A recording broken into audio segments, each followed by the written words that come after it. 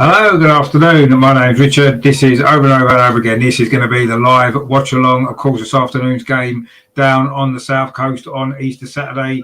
It is, of course, Arsenal versus Southampton. Really big game is for Arsenal. Opportunity to gain some points back on Spurs, who lost to Brighton a bit earlier on. All coming up the other side of this.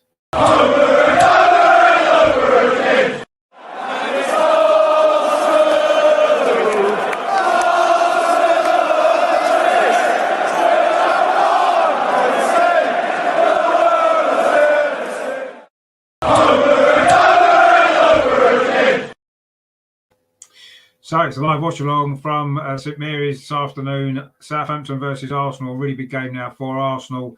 I say Spurs did lose at home to Brighton.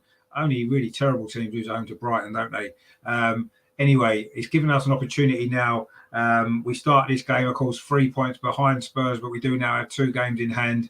This is the first of those games. So the team news then, we spoke about it on the show the other night, didn't we? We were looking forward or with anticipation for the team news. This is how we line up today then. So Aaron Ramsdale's in goal. The back four, Cedric, White, Gabriel and Tavares is back at left back. So Arteta's learned from that mistake from last week when he left him out and put Xhaka there. That's good to see. Let's hope that works out for both Tavares and the manager, of course. In midfield, then it's Xhaka, Lokonga and Martin Ødegaard. And the 3 up front, it's Saka and Martinelli, either side of Eddie Nketiah. No Lacazette, of course, he is suffering from COVID, as we assumed that he was. So that's the lineup then. Tavares in at left back. And it is Eddie Nketiah in the starting lineup today in place of Alexander Lacazette. So on the bench then for Arsenal, Bernd Leno, Rob Holding, Agabonga, El Neni, Miguel Aziz, Zach Swanson, Emil Smith-Rowe, Nicholas Pepe and Amari Hutchinson. So that is the Arsenal lineup for Southampton. Then this is how they line up. It's Fraser Forster in goal. Their back four is Kyle Walker-Peters, Jan Bednarak, Lian Chu and Roman Perraud.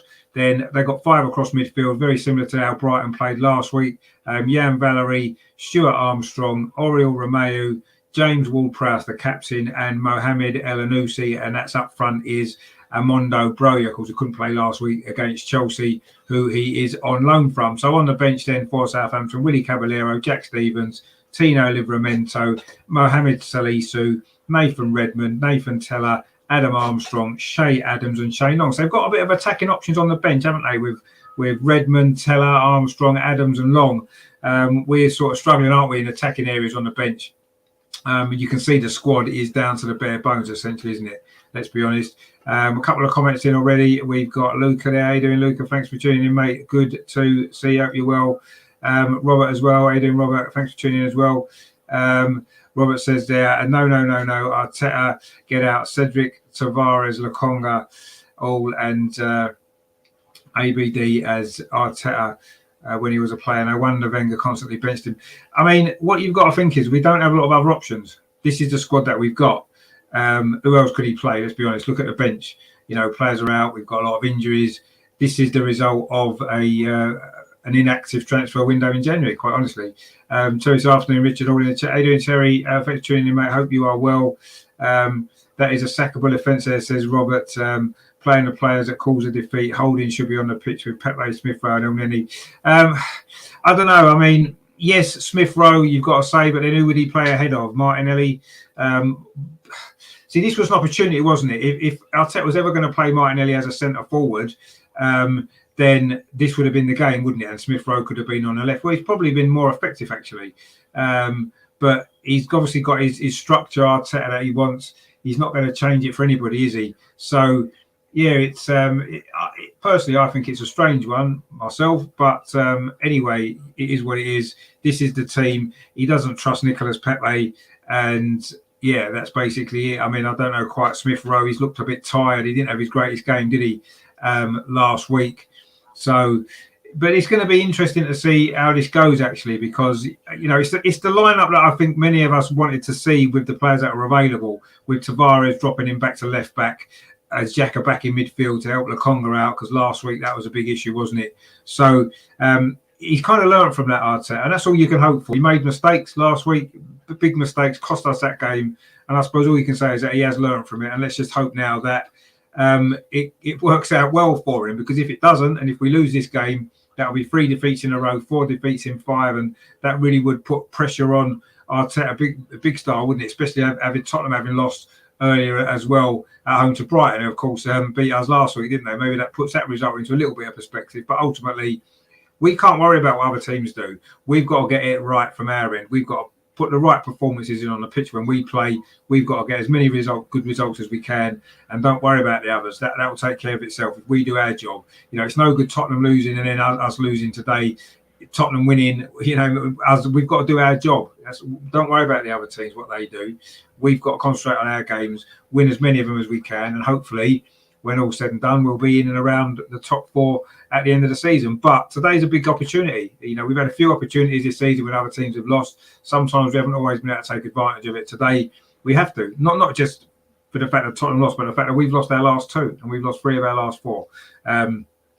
And that's what we need to do. Robert says, I just gave you some options. No, there's options there. I'm not necessarily saying they're good options. Holding. Why would you play Holding? Is he better than the defence that we've got out there today? Would you play him in place of Gabriel or Ben White? No. Could he play right back? Yes. Would he be better there than Cedric? Probably not. I don't know. Smith Rowe's the one, isn't he? Of all the players on the bench, you look at Smith Rowe, I think Smith Rowe could be the player. I would have probably been tempted to put Martinelli through the middle, but Arteta doesn't want to do that. He doesn't trust him there. He doesn't want to play him there. So, and he says Eddie Nketiah deserves his chance. And maybe he does. I thought he played quite well last week when he came on, actually. Terry says, a nice goal by Lisa Evans today. Unlucky West Ham and Lisa. Yeah, it was in the Women's FA Cup semi-final. West Ham did lose 3-1 to Manchester City, but Lisa Evans did score a good goal for West Ham, getting back in the game at one point. But it's Man City in the final. Of course, tomorrow we'll find out if it's us they'll be playing or Chelsea when we obviously meet them in a really big game at Meadow Park, of course. We'll be showing that, of course, on the channel as always. Robert says, knowing Southampton players being originally from Southampton, this team is a joke. I'm sorry. No, look, at the end of the day, let's see how it goes. I mean, I'm not going to criticise the team lineup now because we haven't played yet. If we win this game and we win it well, we play well, then you'd have to say that it was the right lineup. If we don't play well and we lose, then, or even if we play well and lose, ultimately, then there'd be reason to criticise the team. We don't have a lot of options. Let's be honest. We don't have a lot of options. You look on the bench. The only sort of first team sort of players that we've got are Pepe, Smith Rowe, El Neni, and Holding. And let's be honest. Apart from Smith Rowe, I don't trust the others either, particularly. So I'm not. I think it's the best lineup that we could go with the team that we've got. Tommy in the chat here, mate. He says, let's just win. That's all that matters. Exactly. Yep. It's unlike them down the road to bottle it. Oh no, hold on. That's pretty standard. Still, who cares? It's about us and only us. Keep moving forwards after them. No, exactly. I totally agree. I said that just before. I don't really care what other teams do. It doesn't matter. If we don't win enough of our own games, then that's it. We can't rely on other teams to do us favours. The only favours that we can rely on is from ourselves, and that's to win our games. And if we win enough of our games, we'll finish where we want to finish. And if we don't, we'll be further down the league. And that's down to us. It isn't down to other teams, is it? It's down to us. We've got to play Man United. We've got to play Chelsea. And we've got to play Tottenham. So that's in our hands. We take care of our own results. And, yes, it's funny when Tottenham lose. And, yes, they seem to do that quite a lot, don't they? And we can have a good little giggle about them. But ultimately, it's all about us. If we don't win this game, I don't care that Tottenham lost. It's irrelevant. It's irrelevant anyway in many ways. But it's even more irrelevant if we don't win this game, because we haven't taken advantage of their slip-up.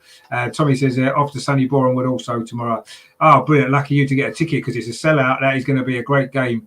I'm going to the Aston Villa game in a couple of weeks' time. So if you're down for that, give us a shout. We can meet up down there. I'll be at the Aston Villa game on the 1st of May. So that is going to be good as well. Robert says, Holding is one of the best for corners with his head. He may not be the best, but he gives his best. No, I agree. He does 100%. He's a 100% player.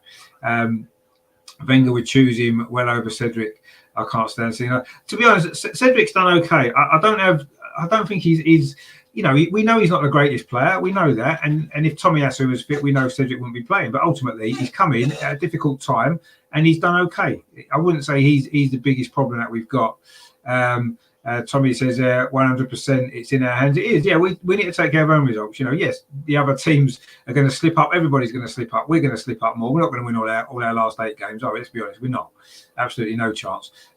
So we need to do what we have to do, which is go out there, win all our games, or as many as we can, and hope it's enough. And that's all that we can do. And if other teams lose and drop points as well, then that's up to them, and that's good for them. But we just need to concentrate on us. Good afternoon, Shane. As well, he says, come on, you Gooners. I think this game can be a turning point and get momentum in important games. And that is, it's a massively important game today. Equally, I agree. If we win this game, it could be the turning point, give us some momentum. But equally, if we don't win, or if we lose with the poor results that we've had, that could be the end, couldn't it, for our top 4 hopes maybe. But there's still plenty of games left. And, I'm not going to get, I don't want to overreact to anything. But we know that the problems that we've got, the squad depth is just not good enough. I don't believe our manager's good enough overall either. But anyway, let's forget all that now. We've got a 90-minute game. We need to get behind the team. Let's hope we can put in a really good performance and come away with the 3 points. And then, we can worry about the next game in Chelsea in midweek and hope that we can get a run going. Terry says, I think it's down to Arteta. Isn't it his job to motivate and get the players ready? No, you're absolutely right. 100%. It is. It's definitely. It is definitely Arteta's job, 100%. And sometimes you've seen as we come out, we're very flat for whatever reason. And I put that on the manager, definitely do. But ultimately, the players have also got to take a little bit of responsibility. They've got to know how important this game is, and they've got to go out there and do the job that's required of them, which is to win this game. And that's all that we can worry about now, isn't it? So we do start the game. We are 3 points behind Tottenham with 2 games in hand. They do have a much better goal difference than us, 9 goals better off. So we can't go above them if we win, but we will be level on points with a game in hand, which would be the same situation that we were in before last week's game, isn't it? So bearing in mind that we've got Chelsea away on Wednesday, Man United at home next Saturday. So we've got 2 big games coming up, two really big games, haven't we? So this makes it even more important, isn't it? Because we're more likely to win this game than both of the next 2, let's be honest, if we're totally honest with ourselves. Tommy says, Cedric's done well at right back. I totally agree. Since Tommy's been injured. Come on, Rob, keep the faith. No, exactly. No, I think Cedric's done all right. Yeah, he has. He's been solid and steady. He's not made too many big mistakes, has he? It's a big game today for Nuno Tavares, the other fullback at left back, following the last 2 games. He hasn't even made the second half, has he? So let's hope he puts in a good performance today. I like Nuno Tavares. Yes, he's got his issues defensively. We know that he's not the best defensive fullback, is he? But he's great going forward. Let's hope that he gets a little bit more help defensively today, and he can put in a good performance, because I really want him to play well. I really want him to show really what he can do, and hopefully he can play a full game today and not just play 35 minutes or one half. And Robert says, are there any more injuries? And we are totally no, I agree. We are any more injuries. Robert says, yeah, Tommy, I gave him that spirit. You have him. He just lets us down in big games in teams like Southampton. He should do. Well, no, exactly. He used to play for Southampton, didn't he, Cedric, actually? So he knows this ground. And let's hope that he feels at home and he can put in a good performance as well. We need the fullbacks to play well, because they're a very important part of the way Arteta wants us to play, aren't they? So that's what we need. We need 2 good performances from them. Let's get behind Nuno Tavares today. I'm glad that Arteta's reverted back to that. I don't think he wanted to, if I'm honest. I don't think he wanted to play Nuno. I think he was forced into it due to last week's disastrous performance and the way we got overrun in midfield. Southampton have packed their midfield today. They've got 5 across there with just Amando Broja up front, of course, the Albanian striker on loan from Chelsea, who's done really well. Many people have said he could be a good buy for us. I mean, pretty much any striker is going to do at the minute for us, really. Tommy says that's it with Tavares. He always wants to go forwards. Get back, son, get back. No, you're right. I mean, he does want to get forward a lot. And he's more effective going forward. Defensively, he's got mistakes in him. We know that. Hopefully, he can be helped out by Gabriel. Hopefully, he can be helped out by Granit Xhaka as well. He can get a little bit of protection. And hopefully he can produce a good performance. And it's a big game for Eddie Nketiah as well. It's his first Premier League start for 12 months. So it's a big opportunity for him. I thought he did pretty well against Brighton last week when he came on at the end. I thought he could have scored 2 goals, could have hit the bar. He had a header well saved, and he could have turned the game. So let's hope today, starting from the start of the game, he can produce a good performance. He did score, of course, in this fixture a couple of seasons ago, didn't he? In that COVID season when we won 2-0. He did score the first goal, didn't he, in that game? So he's proved he can score on this ground against his opposition. The referee today is Peter Banks, by the way. It's very sunny down on the south coast, St Mary's, Southampton. A nice away day in the sunshine. Let's hope it's going to be a nice away day in terms of the result that Arsenal get and the performance. We are just about to kick off.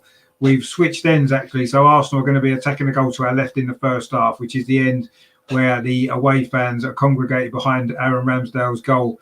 Behind Fraser Forster's goal in his first half. So Arsenal in the blue kit. Southampton, of course, in their traditional red and white striped shirts, black shorts and white socks. Arsenal saying this dark blue kit. The third kit for this season. It's a nice kit. Martin Odegaard's captain today, actually, just in case you were wondering, with Lacazette out and Kieran Tierney out as well. Martin Odegaard was captain today for the first time. So, you know, maybe he's going to be the future captain of the club. Let's see. Very young player, of course. We are just about to get underway here in the sunshine. Tommy says there, we were awful last weekend. Last time I saw a sat there was home to Burnley in January. And we were sat there thinking, what are we doing here? No, exactly. That was a poor performance. Robert says, it may sound crazy, but I say give Patino a chance. He's so nippy. He did score on his debut. He's a sharp youngster. Indeed, he is. And Shane says there, do you think under Arteta 2 times we started a good run of games is when ESR against Chelsea and Martinelli for a drop to Aubameyang both fell on Uber's lap. Hopefully, Lacazette out of the game can be. So no, you're right. Yeah, it's been forced on him. Eddie Nketiah playing, hasn't it, today? And let's hope it works out. And it could be what turns our season. We have started here. Southampton got a throw over on the far side. We've only been playing less than a minute. The ball is thrown up that wing there. It's a good header away by Gabriel, which is going to be another throw to Southampton over on that far side in front of the dugouts over there. It's a good header actually there from Gabriel. It might have even been a foul actually, but anyway, Southampton have took the throw. They're now in possession of the ball at the back. That's a long ball looking up this near side for Kyle Walker-Peters. Tavares across well there. That'll give him confidence there. Won his first challenge. It's gone out for a throw to Southampton down by the corner flag here on this near side. Good play that was from Tavares there on Walker-Peters. I really want Tavares to have a good game today. Really rooting for him. Let's hope he does. The throw into the near post. Across comes and it's deflected behind. It had already gone out. It's going to be a goal kick to Arsenal. It was Broja there trying to get the ball back across the goal, but Arsenal did put it behind. So we've played a minute and a half here down at Southampton. It is still Southampton 0, Arsenal 0. Actually, what I need to do, I'll just put the score in. Actually, for some reason, I didn't update that from yesterday. So I'll just do that now.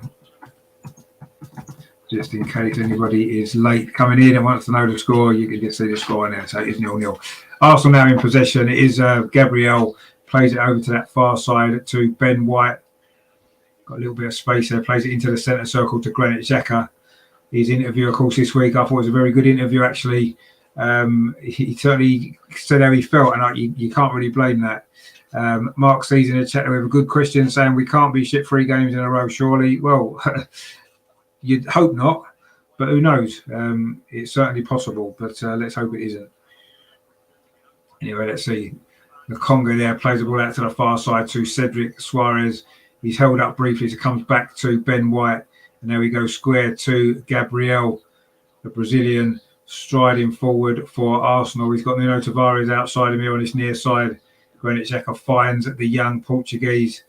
Gets it back, Granit Xhaka. That's a good ball through. Saka there. Eddie Nketiah now on this near side. Puts the ball across the walls, a penalty spot. Good header, defensive header there by Jan Bednarek, the big Polish centre-back there. He's going to be a corner to Arsenal. 3 minutes played. Mark C says there, good break by Nketiah. It was. Saka did well initially, but he was held up. But Nketiah took the ball past Walker-Peters, drilled it into the near post.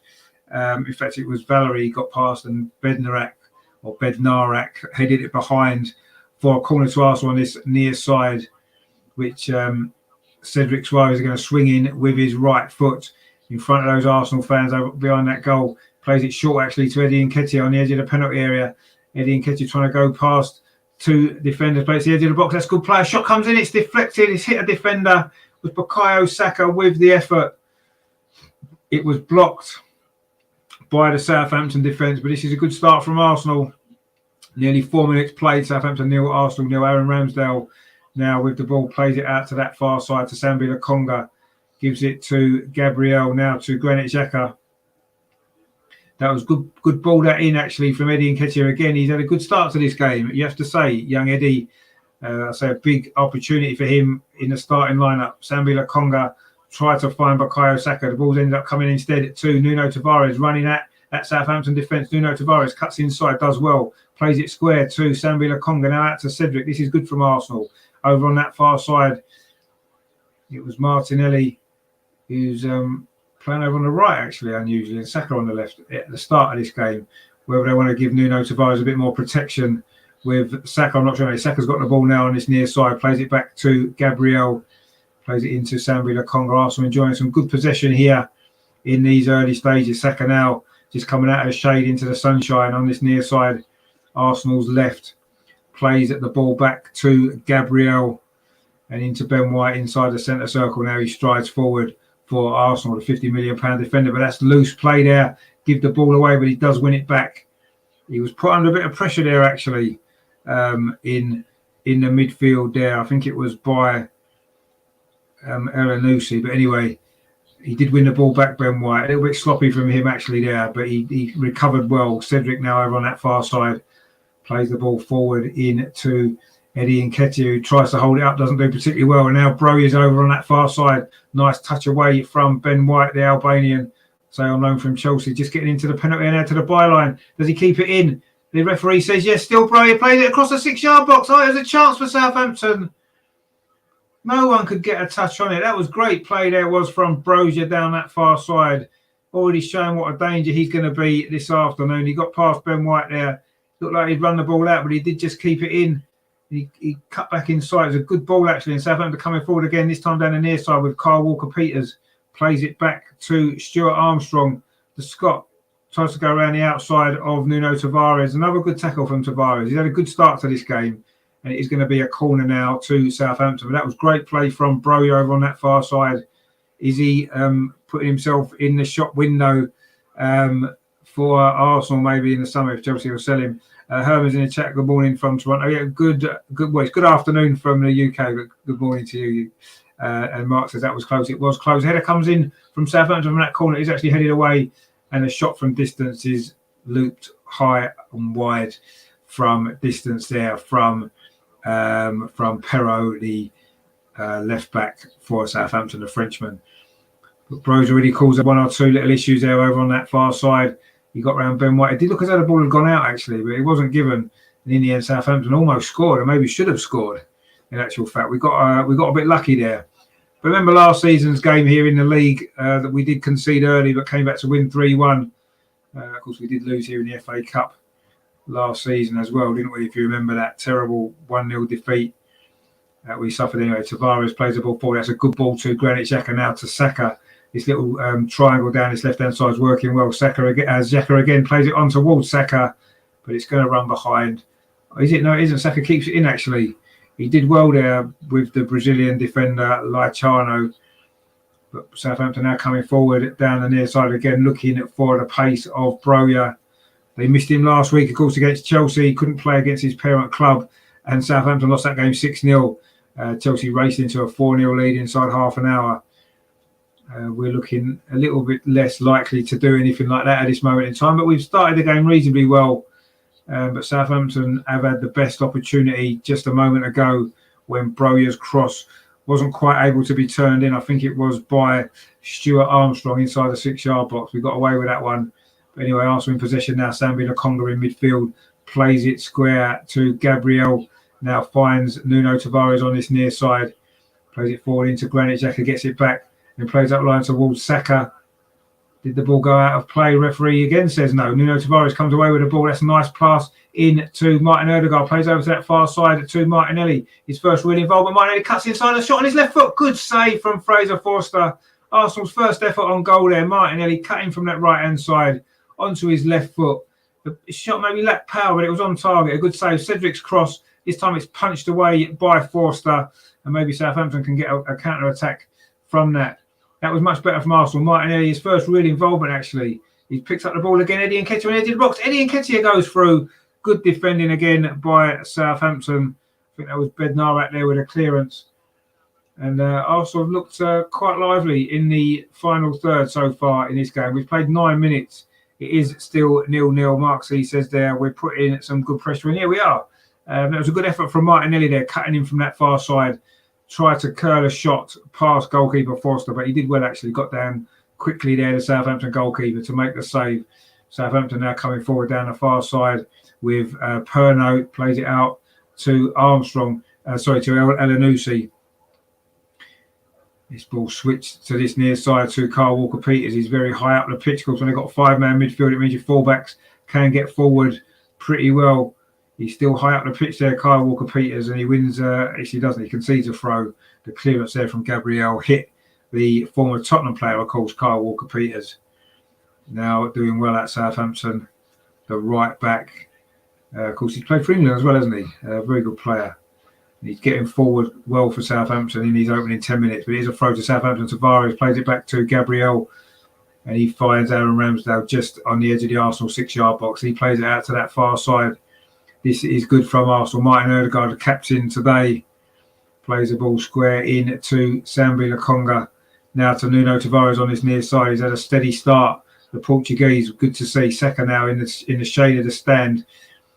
Comes forward down this near side, but he's held up there by 2 defenders. It's going to be a throw to Arsenal. Again on this near side in the shaded area of the pitch. 10.5 minutes played at St Mary's. It is still Southampton 0, Arsenal 0. Maybe one chance at each end. Broja created a chance for Southampton, and then Martinelli's shot was saved by Fraser Forster. Ben White now plays it out to that far side to Cedric Suarez, former Southampton player, of course, back on his old turf here at St Mary's. And that is going to be a goal kick to Southampton off Martinelli. But he's had the first opportunity for Arsenal, the first shot on target. It's a decent effort, actually. It was a pretty decent move. Nuno Tavares was heavily involved in that. A nice ball to Martin Odegaard. He played it out to that far side to Martinelli. He cut inside, got plenty on the shot, and it was scooped out by Fraser Forster. A little bit too close to the goalkeeper, possibly. But it was a decent effort. Actually, it was a good save. Look at the replay. He was at full stretch, actually. It bounced off his arm. A good save by Forster, actually. And his goal kick there has gone long into the Arsenal half. And Elanusi there can't keep it in. It's gone out for a throw to Arsenal over on that far side, quite close to the Southampton dugout there. Ralph Hasenhüttl out there with his baseball cap on as usual. The Southampton manager. They'll be looking for a response, won't they, after that heavy defeat here last week against Chelsea. And they've certainly started this game a little bit better than they did then. They were already about 2 or 3-0 down at this point last week, weren't they? Let's see, can Arsenal get an early lead? Ward-Prowse now for Southampton. Played it to Armstrong on his near side. It wasn't a great ball from him, and Arsenal pick it up. We've given it away again. It's now with Jan Bednarik for Southampton. Plays it square. Now it's Walker-Peters on this near side in the shade of the stand. And he goes back to Valerie. And that was good play actually from Lyanco, the Brazilian defender for Southampton today. But Gabriel tidies it up, goes back to Aaron Ramsdale. 12.5 minutes played. It is still Southampton 0, Arsenal 0. Arsenal's probably been the better team in terms of possession so far, but we haven't really managed to create any chances apart from that one shot from Martinelli, which produced a decent save actually. But Southampton won the ball back in midfield. Romeo there plays it out to the far side. This is good from Southampton. A shot comes in, it's deflected wide. I think that's going to be a corner to Southampton, is it? It was the Frenchman Perrault there with the deflected shot. Strode forward there from left back. It hit Cedric, I think it was. It's gone wide. It should be a corner. I'm not sure what's been given actually, but it did clearly strike Cedric. Probably broke his arm actually, hit his arm. But it has gone behind, and I think it is going to be a corner to Southampton. Eddie Nketiah there, you're speaking to the referee, Peter Banks. It was Perrault there with the effort. The Southampton left back was deflected off Cedric, and it is a corner over on that far side. It is James Ward-Prowse, the Southampton captain, places the ball. He's got Stuart Armstrong for company out there, but I think Ward-Prowse will probably curl this in. In fact, he doesn't. He leaves it for Armstrong, comes in towards the near post. The shot comes in. It's deflected again. And behind that was Perrault again. It's going to be another corner to Southampton. A slightly different corner routine there. Saka it was. got the deflection to put the ball behind for a corner to Southampton again. Again, it's over on that far side. I don't want to mention the statistic, which I will come to in a minute, when this corner is taken by James Ward-Prowse. It's in towards his near post. Ramsdale doesn't get there, but it's headed out. I don't know if that was a shot actually there from Stuart Armstrong. Anyway, the ball is recycled back towards the penalty area. Nuno Tavares wins the first header. Gabriel completes the clearance. Again, it's not very far. Southampton battling away for the ball. Ward-Prowse in midfield. Now Arsenal got a chance for a breakaway. Martin Ødegaard plays it out to Cedric over on that far side. Tried to switch the play. That's a poor ball. It's gone straight into the arms of Fraser Forster. Of course, that stat that Arsenal haven't conceded a goal directly from a corner this season so far. I didn't want to mention that statistic while we were waiting for them to take that corner. It's a long ball forward from Fraser Forster. It's come through to Nuno Tavares. He plays it back to Aaron Ramsdale. Put a little bit of pressure there from Broja. But he gets the ball to Lokonga and then Gabriel. And that pass to Martin Ødegaard's gone out. It's going to be a throw to Southampton. Not great that was there from Arsenal. Bednarek now plays it in to Ward-Prowse. Southampton just looking to get some possession now. This is a nice play, actually. Broja is a very good player, isn't he? He's dropped deep, wins the ball.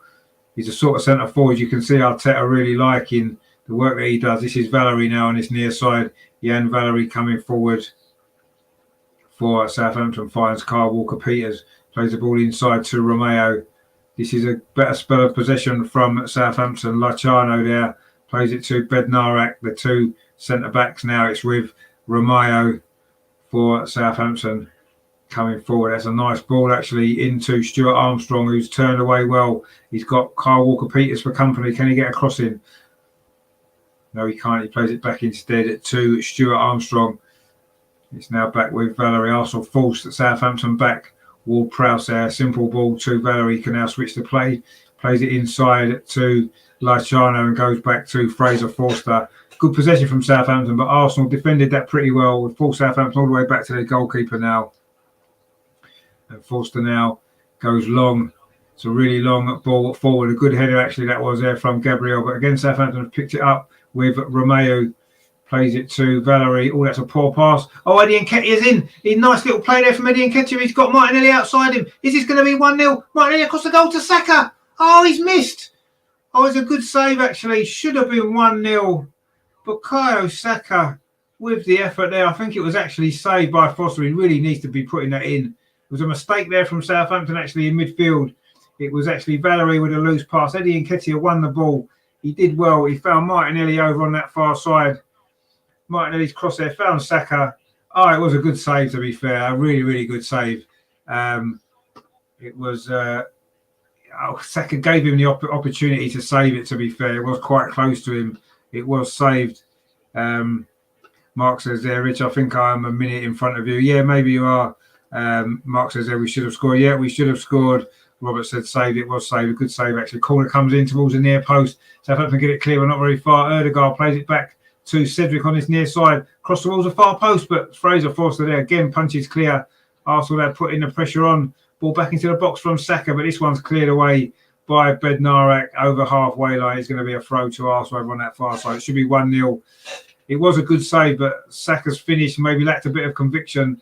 He either needed to drill it low across where it just came from into that corner, or put it sort of the direction it was going. Instead, it was too straight, and it was a good height for the goalkeeper. A good save, but he should have scored. And I'm sure looking back, he'll know that as well. He did, of course, score in this fixture last season, that 3-1 victory for Arsenal. Good play from Eddie Nketiah initially in that move. Won the ball high up the pitch. Robert says there, Cedric doing well so far. No, he is. I think Cedric and Tavares doing pretty well so far. But we should really, really be 1-0 up there. I don't think there's any question about that. Lovely play from Martinelli. Lovely cross to Saka, who's got a good scoring record away from home, hasn't he? He scored our last goal at Aston Villa, of course, the winning goal in that away game. The last away goal that we scored was enough to win that game. That was in the first half as well. So let's see whether he can get one this time. But he should have put that away, really. It wasn't a great finish. Cedric now over on that far side for Arsenal finds Martin Odegaard running at that Southampton defence, finds Martinelli outside him. Unusual for Martinelli to be popping up over on that right hand side, isn't it? But he's done all right so far. He's not a lot of the ball, but when he's had it, he's done well. He's had a shot saved and he created that chance for Saka. So he's doing everything you would have expected him to have done so far. Gabriel with that ball forward. That's a good ball to Martin Odegaard. Now Martinelli again over on that far side, right by that touchline. He moves in field slightly, finds Cedric instead. He finds Martin Odegaard. He's got Sambi Lokonga in support. He finds the Belgium. Goes out to that far side to Cedric Suarez. He's going to line up across. He does in towards a penalty area. There's no Arsenal player there. It's headed away by Luciano, but it's going to be a throw to Arsenal over on that far side. Lyanco, sorry, is his name, isn't it? Lyanco, the Brazilian with a good beard, it has to be said. Cedric now is going to take this throw on the far side for Arsenal. Plays it into Sambi Lokonga, gets it back again to Cedric. This is a nice play again from Arsenal. 20 minutes played here. It is Southampton 0, Arsenal 0, but Arsenal are probably just slightly on top, I would say, in terms of possession and chances. We've had two good chances now to Southampton's one. Mark C says if he sweeps that low, it's 1-0. Yeah, or low, or puts it back the way it came because the goalkeeper was moving across. You just put it in the other corner, don't you? Easy to say that sitting here, but it was a poor finish. But anyway, I was coming forward again now. Again, Martinelli on that far side. He's done pretty well. It's a decent ball into the near post, but it's a little bit too close here to Fraser Forster, who makes the save at the near post. Not a great ball that time from Martinelli. But he's doing well now. He's getting more of the ball out there, hasn't he, over on that far side? And he's certainly making use of it there. He could have whipped in an early ball. Good to see Nketiah attacking that near post. Didn't quite get there quickly enough, but at least he's making those runs into that near post, something that Lacazette very, very rarely does. But that ball's gone through all the way to Aaron Ramsdale. He finds Ben White coming forward for Arsenal. He likes a sunbed, doesn't he, Ben White? Plays the ball into Sambi Lokonga, back to Gabriel. Long ball over the top. They're looking for Eddie Nketiah, who's chasing it down, but it is going to be Southampton who get there with Perraud. Plays it in to Lyanco, the Brazilian. A long ball forward, looking for the run of Broja, but it's going to go through all the way to Aaron Ramsdale. And he just throws it out to Gabriel. Arsenal looking to get this first goal, which will be so important in this game. If we can get ourselves in front, hopefully the confidence will come back. Nuno Tavares does well, finds Xhaka now. Bukayo Saka, those three on this left-hand side have done pretty well in these opening stages. Ben White now striding forward. Cedric over on the far side. Ben White gets it back, finds Martin Odegaard over on that far side. Now into Cedric. Does well, Cedric into Granit Xhaka inside the centre circle, a little bit of space, plays it to Bukayo Saka. Now he's got Nuno Tavares ahead of him over on this near side. Tavares plays it back to Granit Xhaka, into Sambi Lokonga. Out to the far side to Cedric. This is good pressure from Arsenal into Martin Odegaard. He's got Martinelli outside him. He cuts back in, whips the ball into the penalty area, gets deflected into the arms of Fraser Forster, and another Arsenal attack comes to nothing. We've played 22 and a half minutes, so we're pretty much midway through this first half. And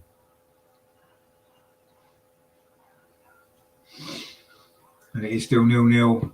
Arsenal certainly enjoying more possession in this game, but just that real chance for Saka that he should have scored and would have given us the lead. Anyway, Southampton now in possession themselves. They did, of course, have that big opportunity, didn't they, a little while ago. Earlier in this game, Robert says there, we're so missing Smith Rowe on his left-hand side. Anyone can see it's a game that would suit him perfectly. Arteta needs to bring him on now, not after half-time when he will be too cold. Well, I don't know. I mean, you don't want to make a sub this early, really, do we? Not well. We're playing quite well, and it is still 0-0. Xhaka now in possession on this near side. Drifts infield, plays it back to Gabriel. Can Arsenal get this breakthrough? Get the first goal, which I think will be so important. Southampton now in possession with Romero over on that far side. He's got the ball back.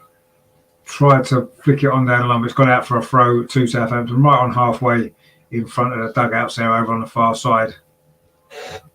It is going to be Perrault to take it. In fact, it isn't. He's going to leave it to Jan Bednarek. Mark says it's a good setup from us so far. Martinelli and Saka keeping the Saints fullback pushed back. They are definitely worried about our pace on the flanks. No, they are. But they're coming forward now, though, with Elanusa over on that far side. Good defending, actually, there from Gabriel, but Southampton still in possession. That was good play from Martinelli, actually. Good defensive play. Valerie there flicks the ball over to that far side. Cedric Suarez wins the header. It's going to be a throw to Southampton again over on that far side. Up the line to the dangerous Armando Broja. Ben White there with him. He's done well there, Broja again. Twisting and turning, but Ben White there wins that tackle. But it is going to be a throw to Southampton. Again over on that far side. It's going to be interesting, that battle already, isn't it? Broja against White. It's been quite even so far. Broja's got past Ben White once or twice, but Ben White's done well once or twice as well. But we're going to get a long throw now from Bednarek, the pole. The big pole. He looks a bit like a pole, doesn't he? Because he's about 8 foot tall. Anyway, he's going to do a long throw now. No doubt in towards that near post from that far side. He does. It is in towards the near post. Arsenal don't really deal with it. Shot comes in on the turn from Stuart Armstrong, but it's a comfortable save in the end from Aaron Ramsdale. That's Southampton's first shot on target. Comes from that long throw in towards the near post. Arsenal didn't really get it away. The shot on the turn there from Armstrong, but it was far too close to Aaron Ramsdale. No problems at all there for the Arsenal goalkeeper. But those long throws could cause us a few issues, actually. We've had problems with long throws in the past, haven't we? Who can forget Rory Delap at Stoke, of course, all those years ago. Conceded a lot of goals, didn't we, against them that way. Let's hope that we can deal with it a bit better today. Martinelli on that far side turns out away from Perrault. That's a good tackle back now, actually, from the Frenchman. And Martinelli's gone down, clutching his left ankle. Not sure if that was a foul. It's not given as a foul. Martinelli, the guy, is speaking to the referee, Peter Banks. We'll have a look at the replay now. Martinelli did overrun the ball a little bit. It was a good tackle. And he maybe did catch him, but it wasn't a foul, actually. And I don't think Martinelli's too badly injured either. But Martinelli is still down. He hasn't got any treatment yet, so I'm not sure whether he's gonna need any. He's slowly getting back to his feet again, the Brazilian. So playing unusual on the right-hand side so far today, but he's already had an impact on this game with a shot that was well saved and then a cross for Saka, who should have scored. So he's probably had our two brightest moments. Mark C says there, Delap, he did like a red and white striped shirt. It's already played. No, he did exactly. And of course, it's red and white stripes today, isn't it, for Southampton? So anyway, there's this breaking play. Arsenal players have gone over to the far side to get a drink and a few tactical instructions from Mikel Arteta. Of course, you remember that COVID season when we played in the summer and they used to have drinks breaks, didn't they? And we always think they played better after a drinks break in that season, didn't we? Let's see if that's worked again for us, because we've just had an unscheduled drinks break there due to that injury to Martinelli. He is back up on his feet again. And Arsenal have got a throw in line with a Southampton penalty area over on the far side in the sunshine here at St Mary's. It is still 0-0. We've played nearly 28. We've played 28 minutes now on the south coast. Easter Saturday, of course. Let's see if we can get this goal to throw there. Looking for Martinelli, battling away for the ball, but Southampton do clear it away. But it's going to go for another throw to Arsenal. No, Cedric heads it back into the penalty, headed away by Romeo. And now Southampton can complete the clearance. Good for life in the check. Good afternoon, Richard. Good afternoon, mate. Hope you're well. It's been a bit of a bitty game so far, the first half an hour or so. Arsenal haven't been bad, but we haven't had a lot of flow to our play, really. We've had a bit of some possession without really doing too much with it. We have had one or two opportunities to score, though. Saka should really have scored. Eddie Nketiah's won the ball back well here, actually, on this near side off Kyle Walker-Peters. He's playing well, actually, Eddie Nketiah, so far. You have to say he's had a good start to this game. Now it's Sambi Lakonga. A little bit of space in front of him, in front of the Southampton defence. Plays it square instead to Cedric over on that far side. Now he's found Martinelli. Martinelli cuts back again, gives it back to Cedric. Can he whip a cross in? No, he goes out to Martin Odegaard instead. In to Martinelli, who's done well. Finds Cedric again. This is good from Arsenal. Can we get some end product though? Oh, a little bit of a loose ball there from Cedric, but Lakonga will pick it up. Finds Granit Xhaka. Granit Xhaka plays it up the line to Nuno Tavares, getting forward for Arsenal. He's got it back now. Granit Xhaka plays the ball square to Cedric Suarez. This is good possession from Arsenal. We're going left to right. Now Saka's pops up over on that far side, plays the ball back to Cedric Suarez. But again, we're forced backwards without really being able to get him behind that defence. And now we've gone all the way back to Aaron Ramsdale. Ben White again plays it in to midfield to Sambi Lakonga, who turns, finds Granit Xhaka on this near side. Plays the ball up the line to Nuno Tavares, well forward. The Portuguese left back. A little bit of a loose touch there from Granit Xhaka, but it's fine because Gabriel picks it up. Now it's into Sambi Lakonga. Can we find the breakthrough? Ball played over to that far side to Cedric Suarez. Plays it in to Martin Odegaard. Plays it back to Martin. This is a good play from Arsenal. If we can get an end product from this, it'll be a great goal. The ball's played into the box there. A little touch from Eddie. Just runs away there from Martinelli. Now it's going to be a goal kick to Southampton. And in the end, it did come to nothing. That little splash of play there. Mark C says they're Man United right on our tails now. Yeah, indeed they are. And Gamer Brosco's, how you doing? How you doing, mate? Thanks for tuning in. I hope you're well. Robert says there, sorry, this game is going rather stale. We are playing too much in keeping the ball and Saints are closing down. It has been a bit of a stalemate so far, I agree. Hasn't been the most exciting 30 minutes of football. I still think we're finding our way, aren't we? I think our confidence has been knocked by those two defeats and those two poor performances. And I suppose it was inevitable. Southampton, of course, lost 6-0 last week as well. So maybe they're lacking a bit of confidence. They're not wanting to overcommit at all, are they? And it has become a little bit of a stalemate. But anyway, Nuno Tavares coming forward on his near side. He's done well, Nuno Tavares. He's played 31 minutes without making any mistakes yet, which is good. Let's hope he continues that. Really do want to see him have a great game today. And he certainly started well. Cedric now over on that far side. Cedric for Southampton. Balls back into Martin Odegaard. He took too long and he was tackled there by actually I don't know who it was that tackled him. It was Bednarek. Anyway, now Southampton coming forward with Valerie down his near side, looking for the run there of Walker Peters. A good defending from Bukayo Saka. Plays the ball forward to Eddie Nketiah, does well. Nuno Tavares looked for the run there of Saka. It was a good ball, but in the end it was cut out. And now Southampton can maybe try and use that space over on his near side. Xhaka's covered in there. The ball played through there, and Ramsdale's had to come out of his box and goes long and plays it out for a throw to Southampton. Gamer Bosco says there, we beat them once and beat them again. Yeah, there's no reason why we can't beat them again, but it's never an easy game here at Southampton, is it? You know, we've had one or two issues here. Robert says he did just make a big mistake. He just said, well, it wasn't a big mistake. It just the through ball wasn't quite accurate enough, was it, to put Saka in? And Southampton now have got a throw on his near side to Walker Peters. Walker Peters is going to take it. But it was confusing when he played for Tottenham, who had Kyle Walker and then Kyle Walker Peters at the time, didn't they? Anyway, Nuno Tavares does quite well there, and he's actually won a throw. Gabriel, sorry, just got a bit of an injury there as he's held the ball up to win that throw in for Arsenal. He's just gone down on his haunches, Gabriel, looking in a little bit of pain, it has to be said. But hopefully he'll be able to run that off.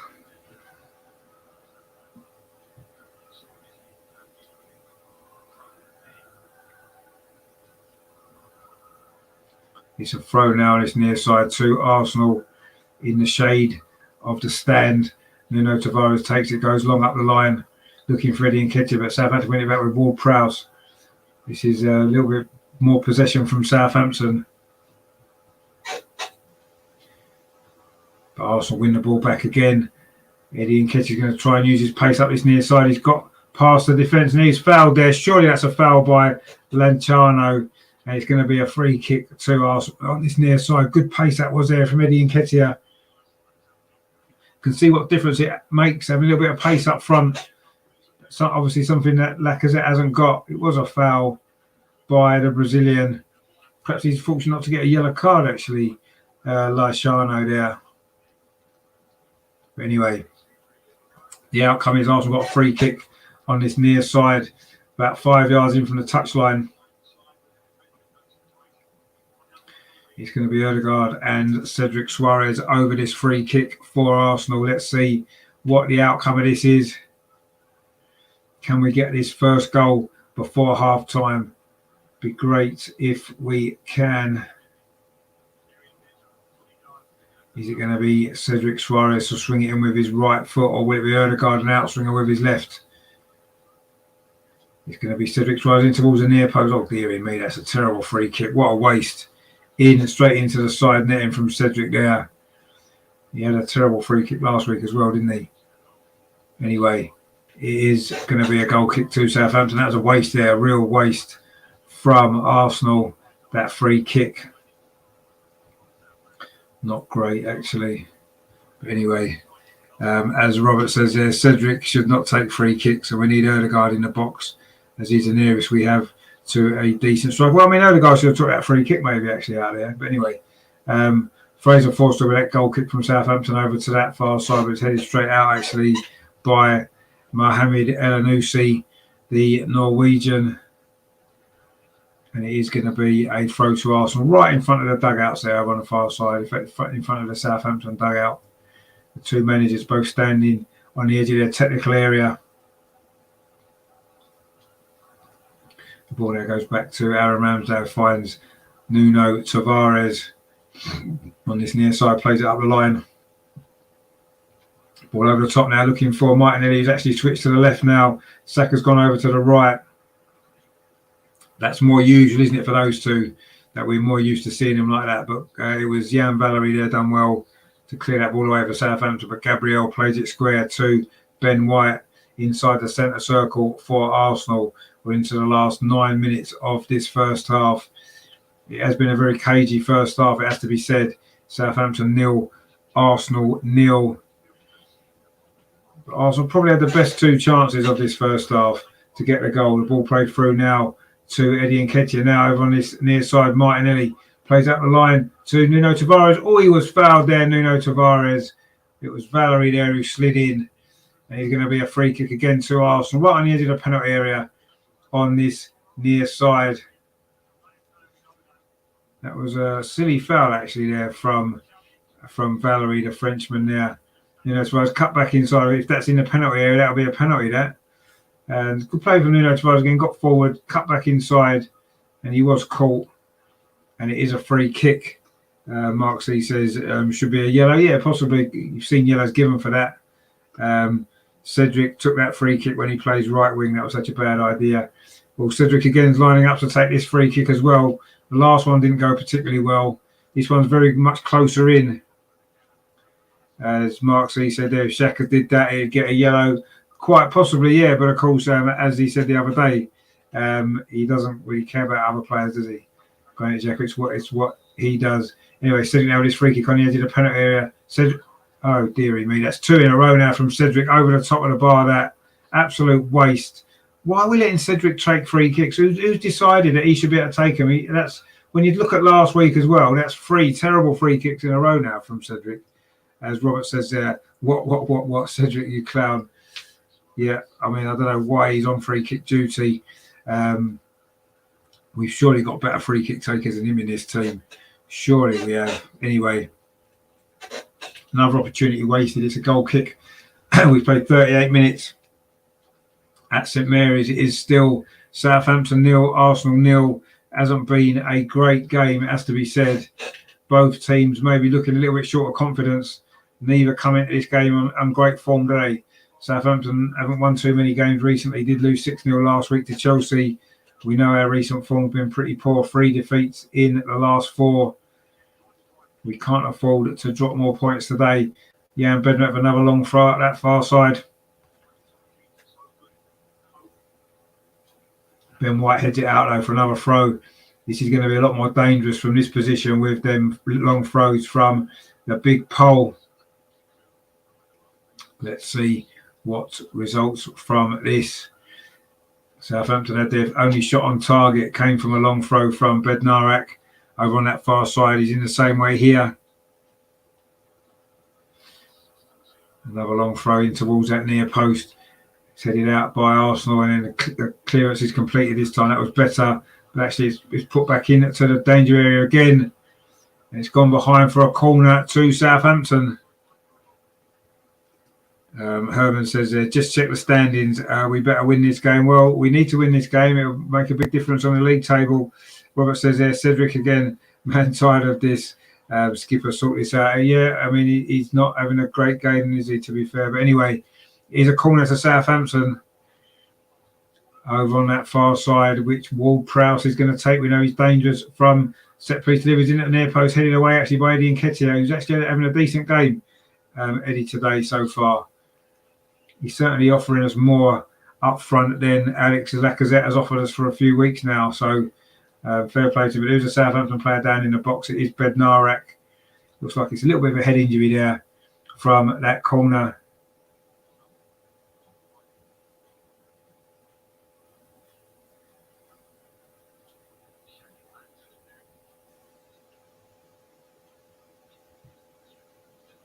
But it is going to be a throw to Southampton. Bednarek's back on his feet again, which is good to see following that head injury. We're into the last 5 minutes now of this first half. The referee seems to be getting some sort of instruction from VAR, is he? Not quite sure what that was about. But anyway, it's a throw to Southampton again over on that far side, which again, Bednarek is going to take. Robert says, my lads are at this game. I can hear my son cursing his head off at Cedric. Yeah, quite possibly. Hopefully he's having a good day anyway, even if the game isn't that great at this moment in time. But anyway, Bednarek is going to take this throw. Again, it's going to be long from that far side. Again, it comes in towards the near post. Again, it's an Arsenal head, gets to it well. Martinelli wins the second header, but Bednarek gets the ball back to Valerie. Recycles it up this near side. Nuno Tavares there, good defensive header actually from Tavares, but it only comes as far as Stuart Armstrong. Tavares is out quickly. Armstrong does well. Cross comes in from Ward-Prowse. We get the 6-yard box. Good defensive header that was there from, was it Ben White possibly? Which then got the ball away. Armstrong plays it up the line to Walker-Peters. His cross is deflected and into the arms of Aaron Ramsdale. Southampton having a little bit of a spell there just before half-time. Good defensive header from Ben White just before that, actually. Good ball played in from Ward-Prowse.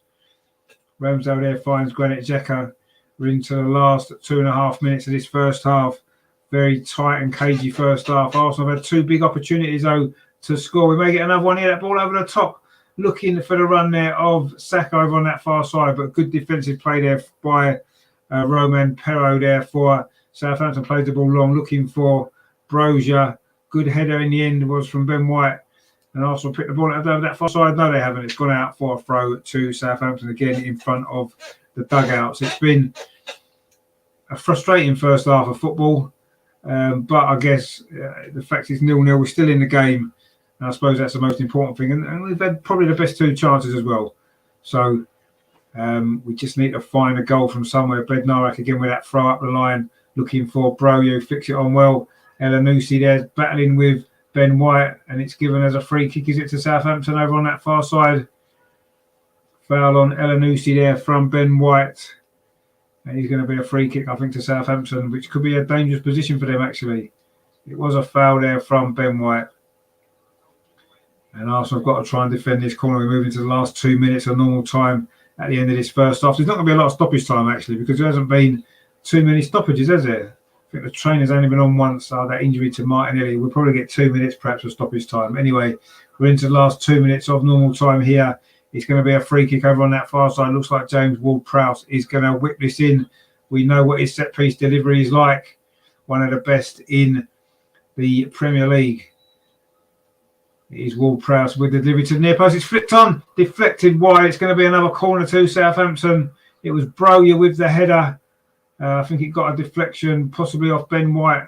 We'll see from this replay. Another decent ball in there.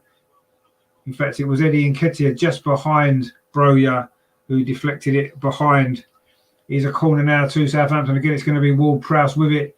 whipped it in towards the edge of the 6-yard box. Good punch away from Aaron Ramsdale there. Great fist from the Arsenal goalkeeper. That ball's recycled back into the box. It's going to go out. No, it's kept in. Shot comes in. Oh, it's a goal, is it? Did the ball go out? It's Bednarek with the effort. Had the ball gone out there over on that far side. The goal has been given, I believe, in the final minute of the first half. This is not good for Arsenal.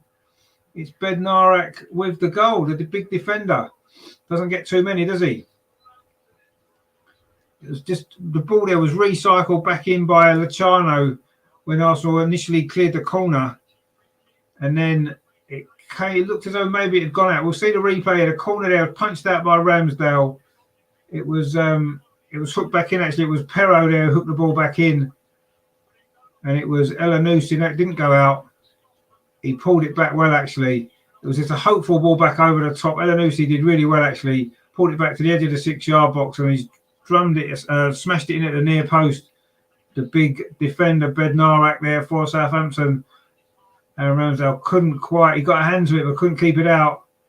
It was a decent strike, actually, and Southampton lead. And that definitely wasn't what we needed in this game at all.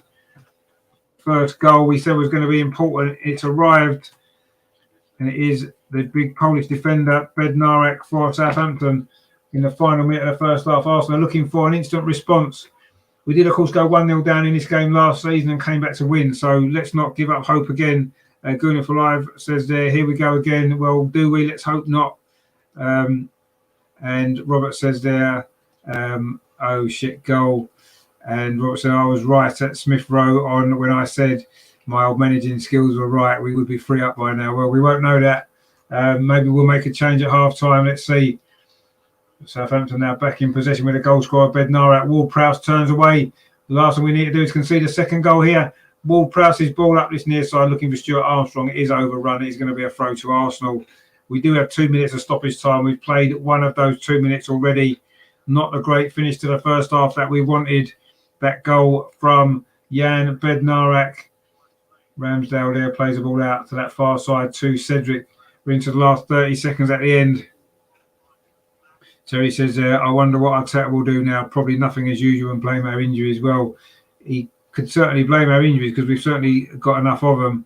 And Tommy says, oh, for fuck's sake, exactly. Indeed, that is what we all think at the minute. Anyway, Martinelli now on this near side. Can Arsenal find an equaliser in these dying few seconds of this first half, where Arsenal have played okay, but we didn't take our 2 big chances, and now Southampton have got a goal. Cross comes into the near post by Cedric. Not a great ball, but it is going to be a throw to Arsenal over on that far side.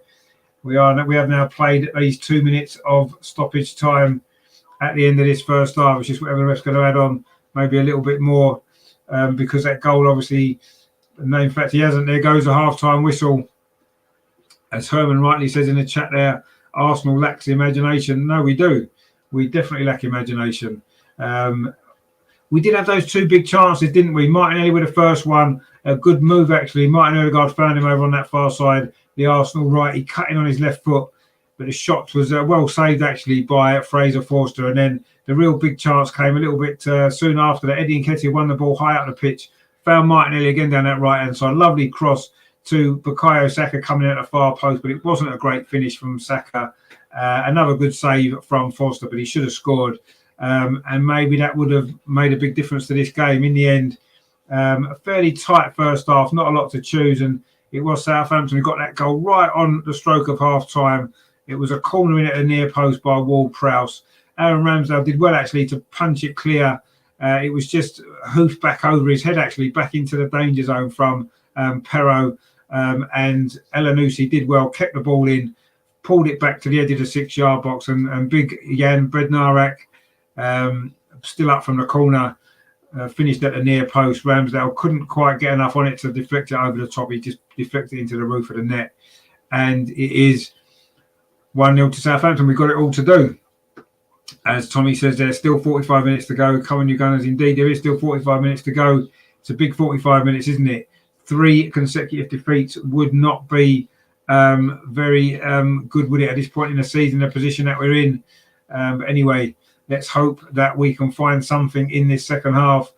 we need to show a little bit more, don't we? A little bit more imagination, as Herman said. I agree. We haven't really shown enough imagination, have we?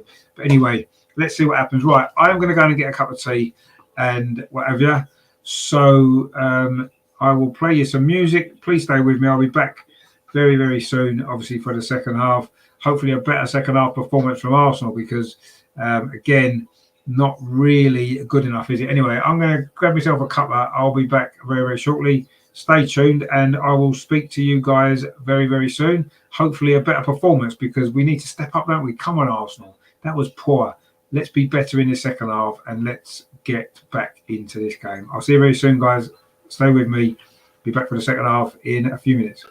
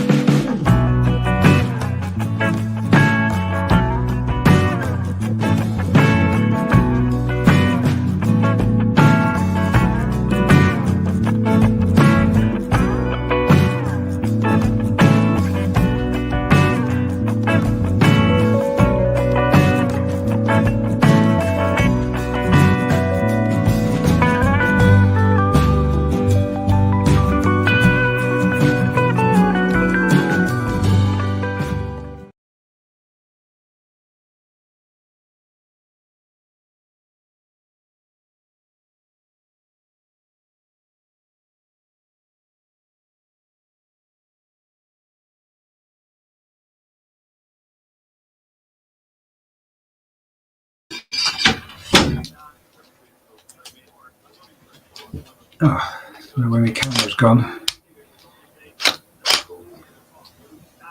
Anyway, I am back for the second half. Let's see if you can see me. Ah, here we are. I'm back. Look, here you go. Right, I've had a couple of comments in there during half time. Somebody says, I'll always hope until the final whistle goes. Yeah, I mean, we all will. We'll all be hoping. Herman says, you deserve a tea with a hot toddy. I'm going to take antidepressants pill. Herman says, yeah, Pepe on the bench. Yes, Pepe is on the bench. And will he make a difference? I'm not really sure, actually. But anyway, we'll see if there's going to be any changes at half time. As Arsenal, let's get back in this game.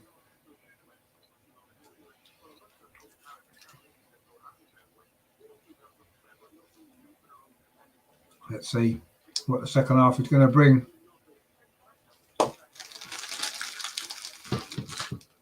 Actually, what I'll do,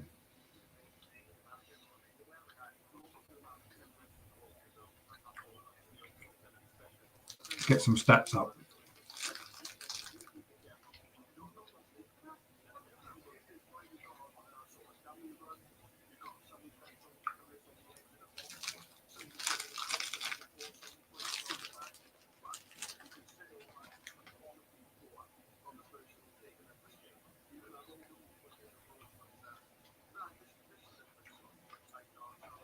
So the stats 68% possession for Arsenal.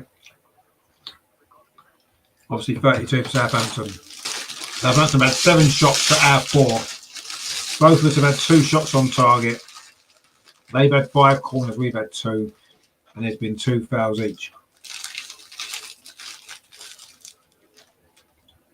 Man United beating Norwich 2-1. Ronaldo's got 2 goals for them.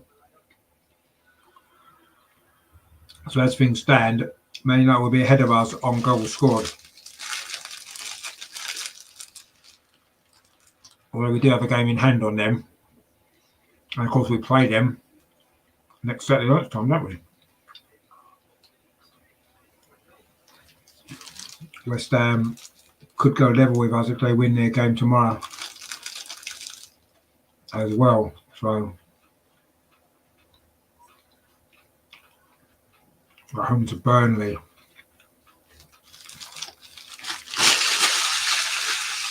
Of course, it's a managerless Burnley now, isn't it? After Sean Dyche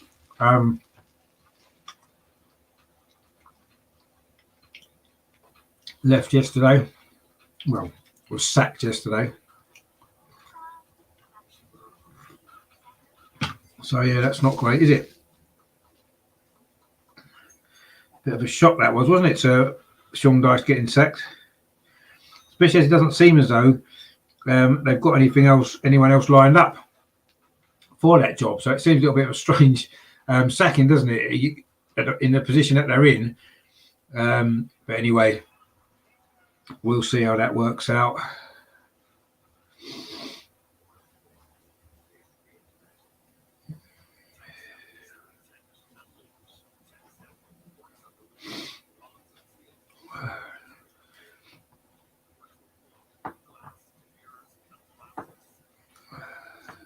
So can we turn this around in the second half? What are we thinking? Do you think we can? Or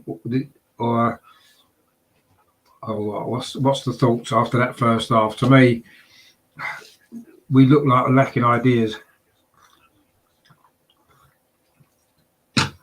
Tommy's made a good point there. Let's talk about the ladies tomorrow to cheer ourselves up. Well, yeah, I mean, that's such a big game, isn't it? Really, really looking forward to that. It is going to be a great match, I'm sure. A great advert for women's football. It's just, can we beat them? I don't know. I think we can. It's just, will we beat them? You know, we've got a poor record in the FA Cup against Chelsea, as we all know. But let's hope we can turn that game, turn in a good performance and see what happens. A sellout crowd as well. It's going to be an amazing atmosphere tomorrow. It's going to be great, that game. And let's just hope, I say, that we can get the victory and get to that final, where, of course, we will play Man City, who did beat West Ham in the semi-final today, of course. Sam's in the chat there, Sam Fisher, he says that everyone that defending Arteta, all the pundits along with radio stations, does this guy have news of people or something?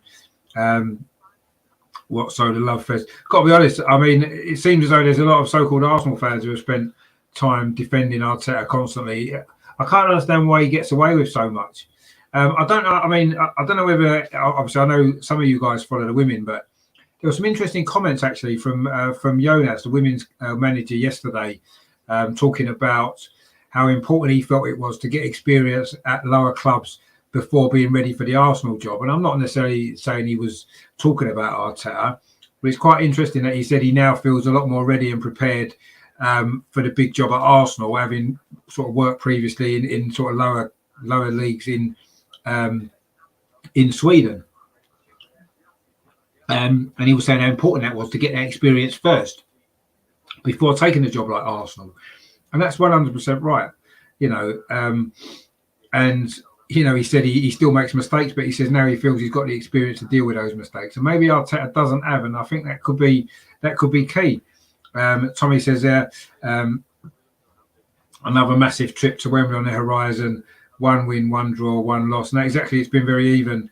And Tommy says their home crowd is like the 12th man. I think there'll be a few Chelsea fans as well. I really do. I think there'll be quite a lot of Chelsea fans there tomorrow.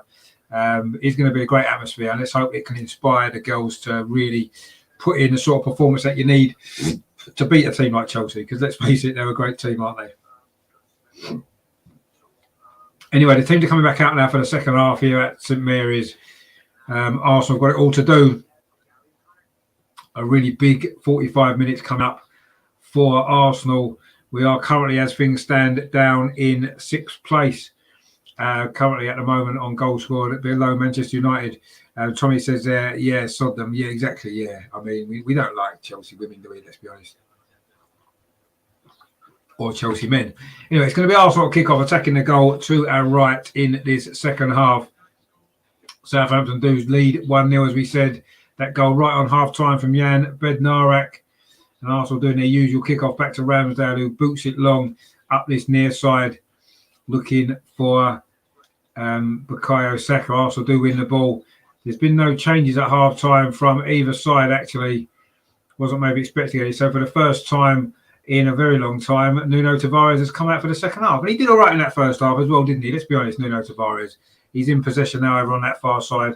Plays the ball back to Gabriel. I'm sure it'll give him some confidence if he gets a full game today. And he's not really done too much wrong, actually. So fair play to him. Also, it's been a tough time for him the last couple of weeks in particular. But anyway, Southampton are in possession over on that far side. Kyle Walker-Peters. Tavares there was lost out defensively, but Arsenal do win the ball back with Granit Xhaka. Plays it back to Ramsdale. We played a minute of the second half. Shane says there, it really hurts that no matter the result or where we finish in the league, Arteta's job is safe.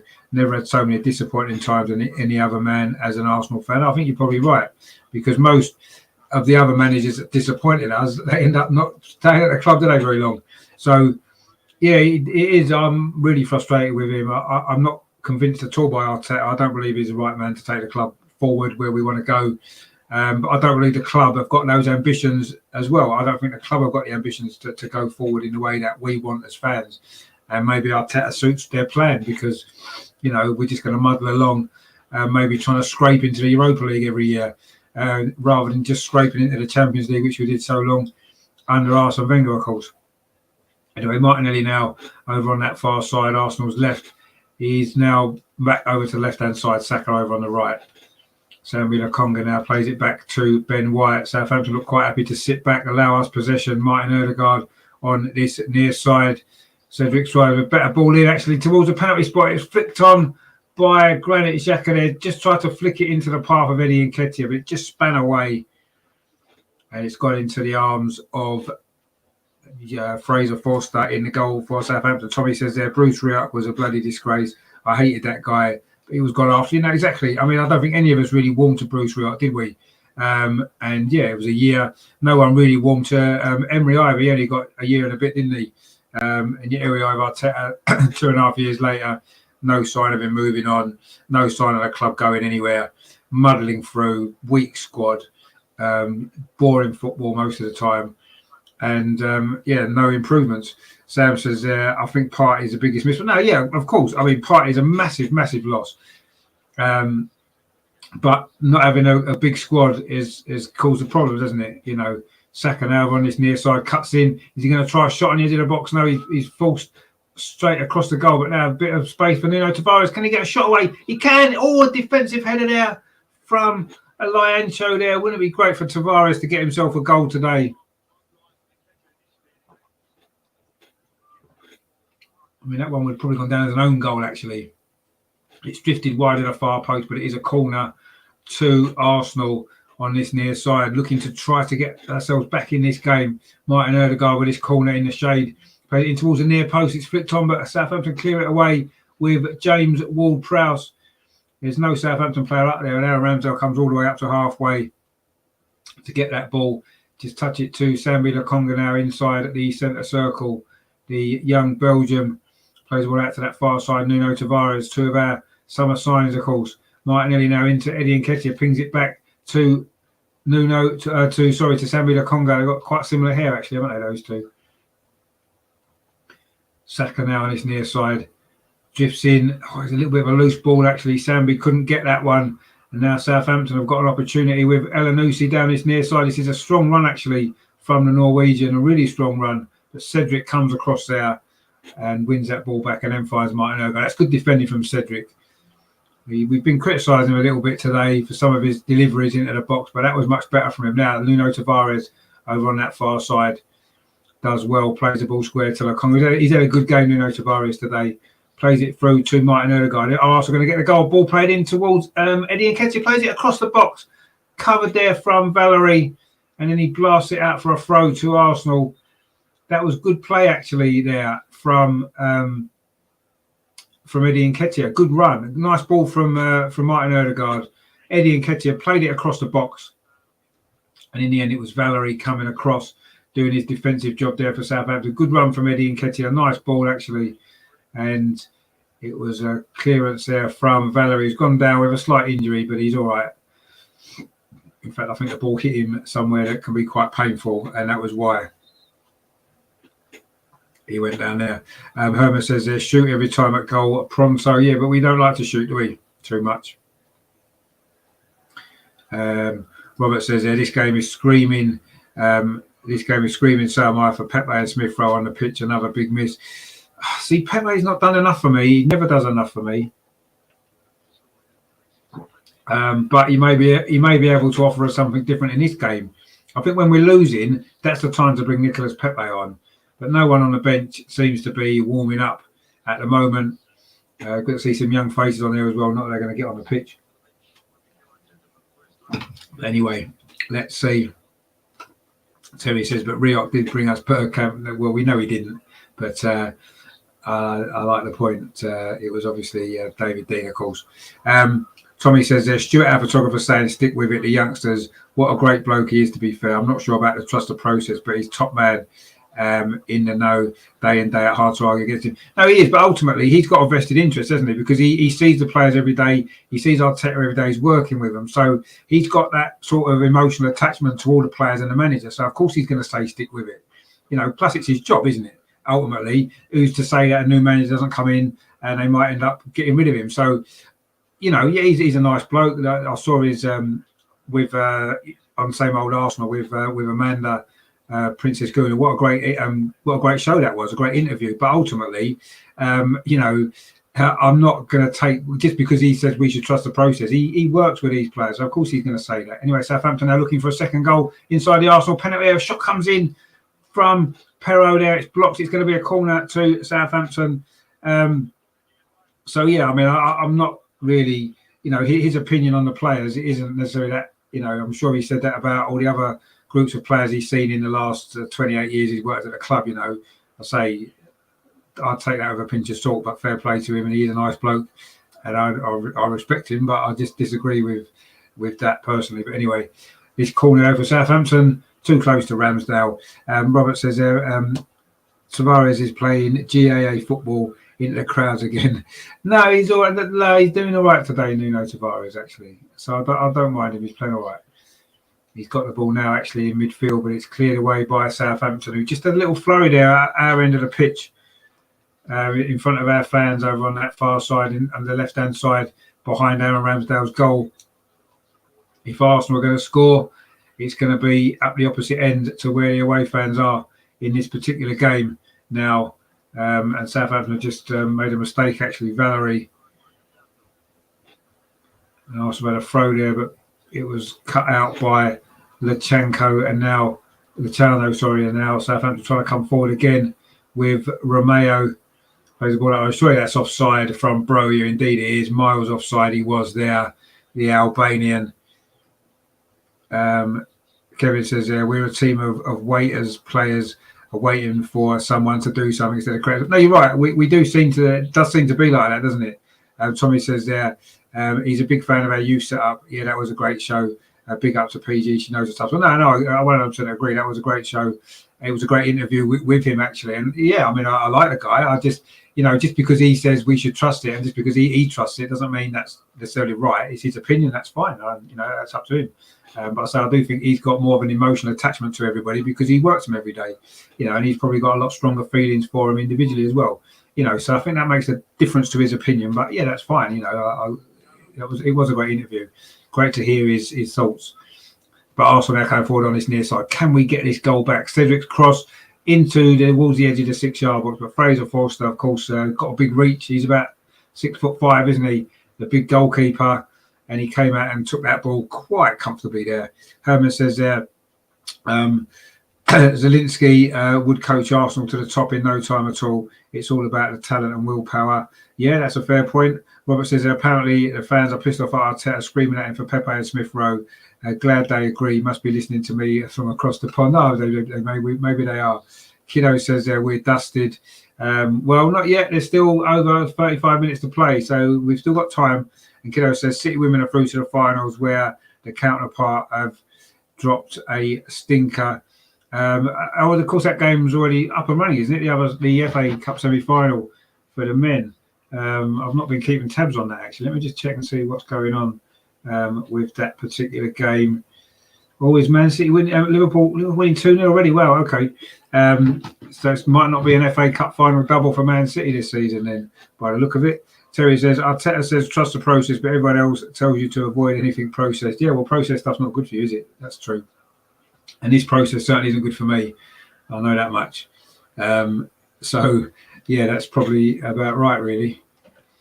But anyway, this game in the second half, we played 10 minutes. It's sort of drifting along, really, and Arsenal are just drifting along and not really looking as though we're going to be able to find a way back into this game.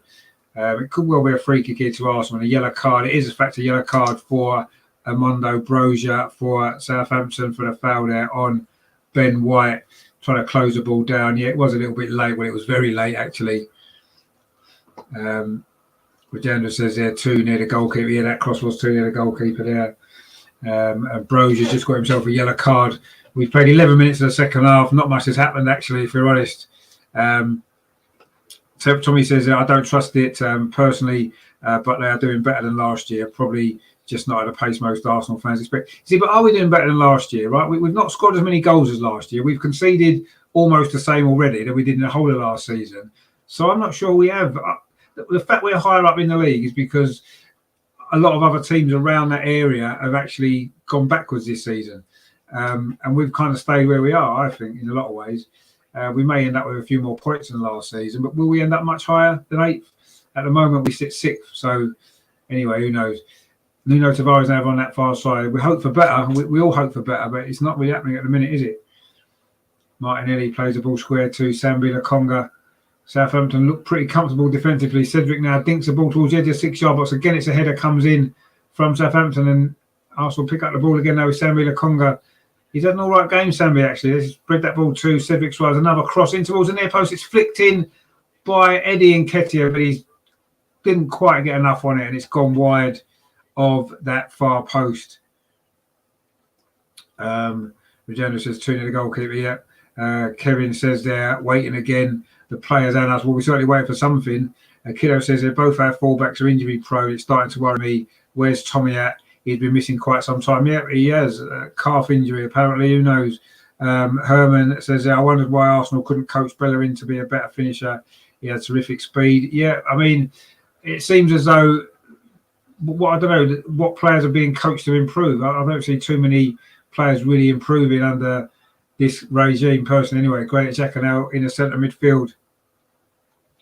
Rajendra says, hi, a bit late. No, that's fine. Glad to see you now. And there's a chance there for Eddie inside the penalty area. Was he brought down there? No, he wasn't. It was a good tackle, actually, from Jan Valery. Arsenal actually trying to put a little bit more urgency here. Tavares over on that far side. Puts a cross in. He's headed out there by Bednarek. Comes to the edge of the box. A shot comes in from Martinelli. First time, high over the bar. He's got a strap on his shoulder, actually, Martinelli. I don't know if he's got a little bit of an injury there. Anyway. Tommy says the Brighton game was a repeat of the Palace match, and I can't see this match, but it seems very similar. Yeah, the performance isn't great. I think it's probably been slightly better than last week, if I'm honest, but not an awful lot. Somebody says, fair point. I did say that to my mate earlier today. Right, Smith Rowe's coming on, actually, so Robert will be happy.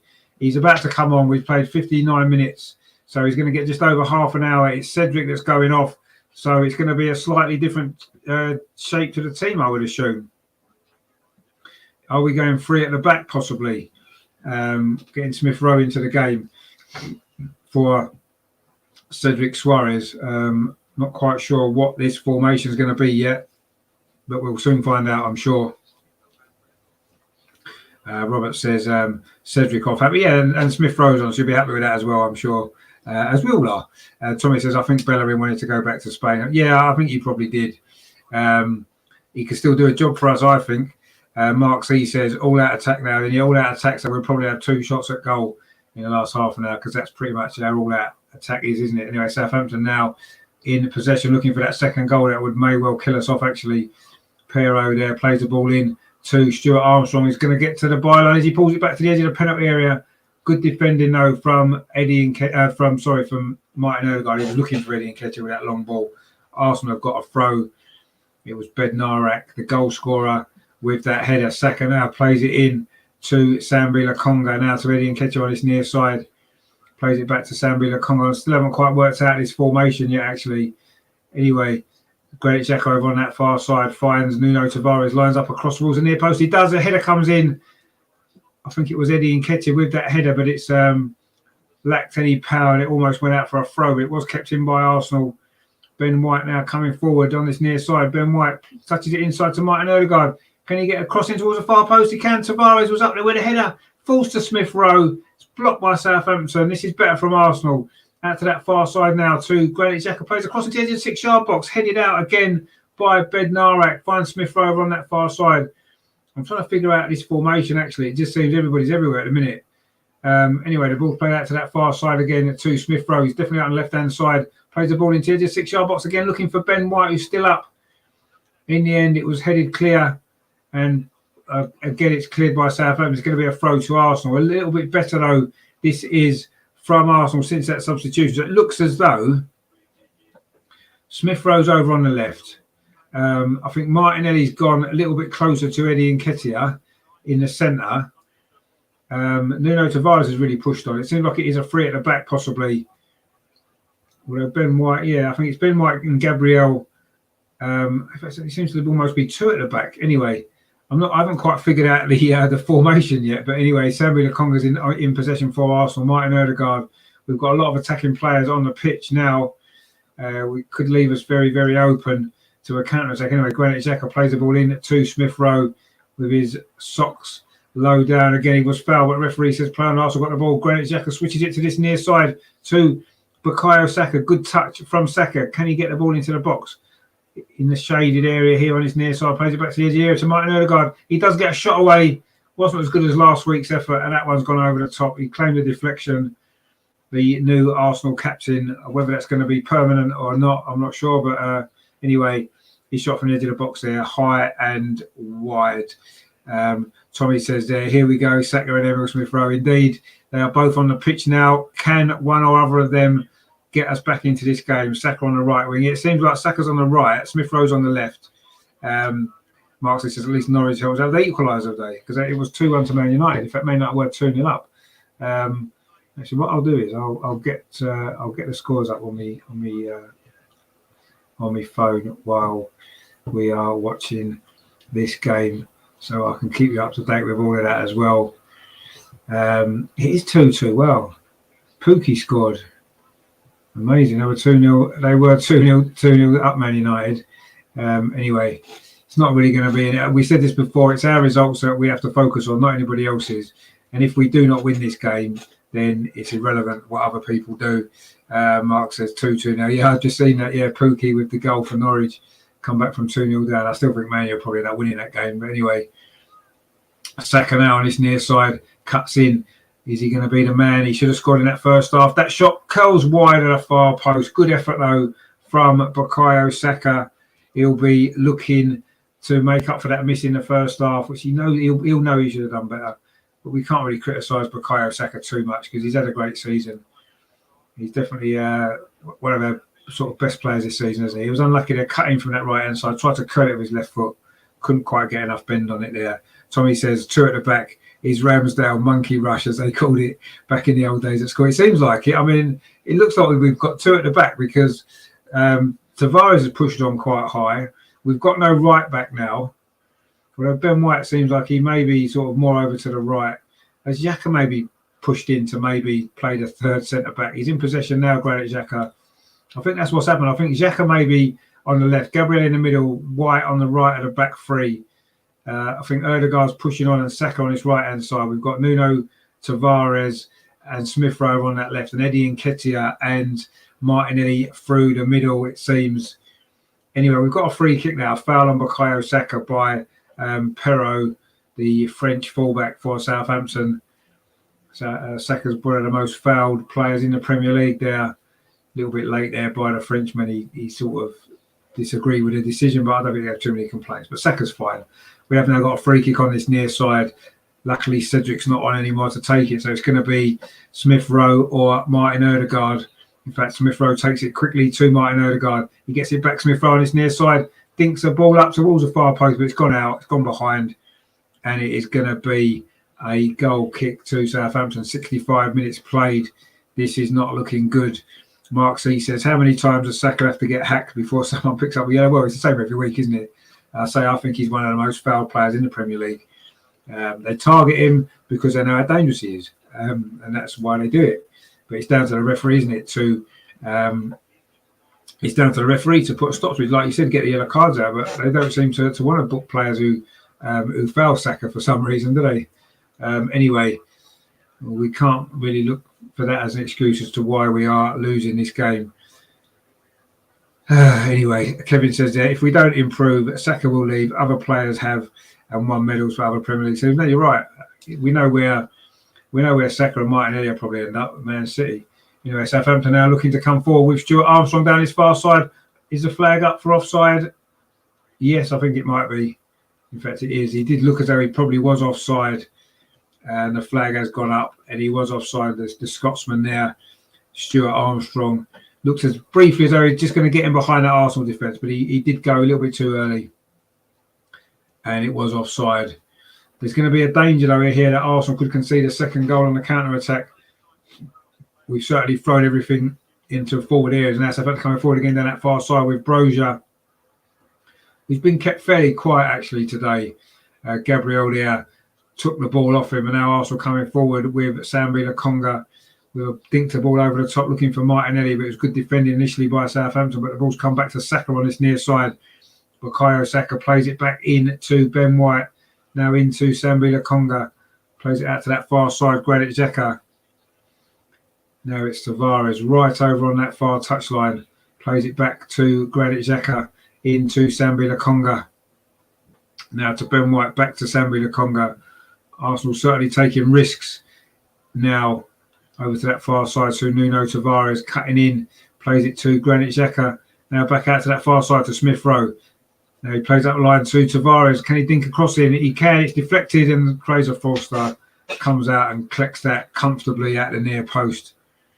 Herman says there, we need a cleverer enforcer to protect Saka.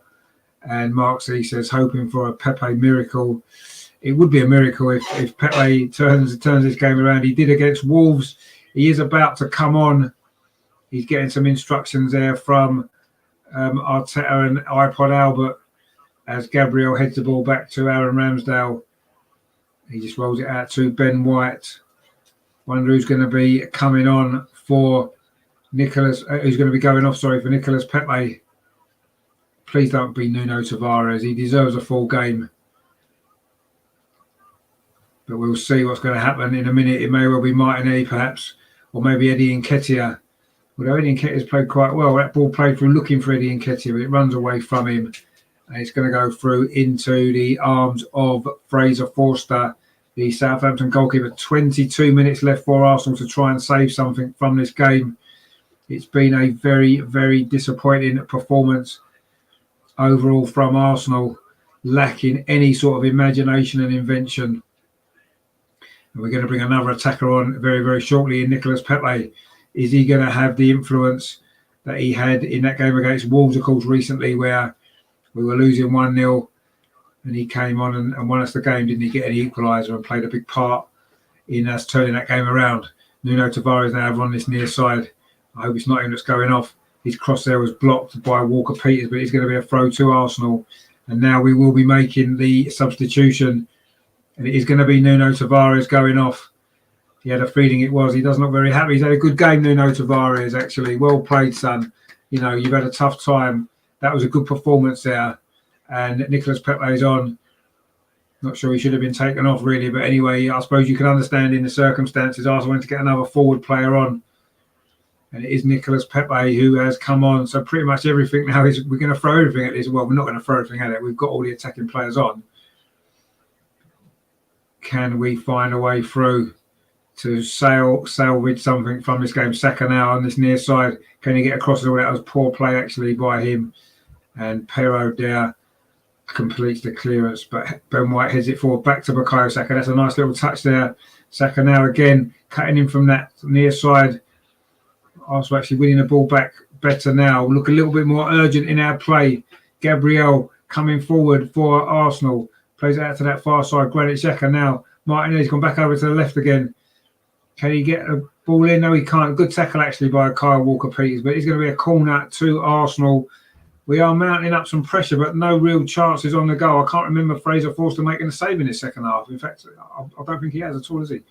Anyway, maybe he will now from this corner. 20 minutes to play. It's going to be a big 20 minutes for Arsenal. Corner comes in towards the near post. Wasn't a great corner, actually. And Southampton will clear that away. They've got no one high up the pitch. It's just going to be a throw to Arsenal over on this near side. Baba in the chat there says Pepe is another one who slows the game down. We have a bunch of players who seem to have forgotten what they are playing for. No hunger, no hurry, no conviction. 100% agree with you. 100% agree with you. Everything is very slow and pedestrian, very backwards and sideways. No penetration, no urgency to get the ball forward into the box. Martinelli's one, he does show a little bit of urgency. He's forced back. Granit Xhaka dinks the ball in. Shot comes in just wide. Was it Nicolas Pepe there with his first effort on goal? Decent effort that was actually. A decent ball from Granit Xhaka from that far side. Just played it first time into the penalty area. Spectacular effort from Pepe. It was always going wide actually. But at least it's a shot on goal. A very rare shot on goal from Arsenal. Spectacular volley there from Pepe. It would have been an amazing goal actually if it had gone in. But it did drift just wide. That would have been that something special from Pepe that we were hoping for, that miracle that Mark wanted, that he said we need, and almost was there, wasn't it? That would have been a fantastic goal.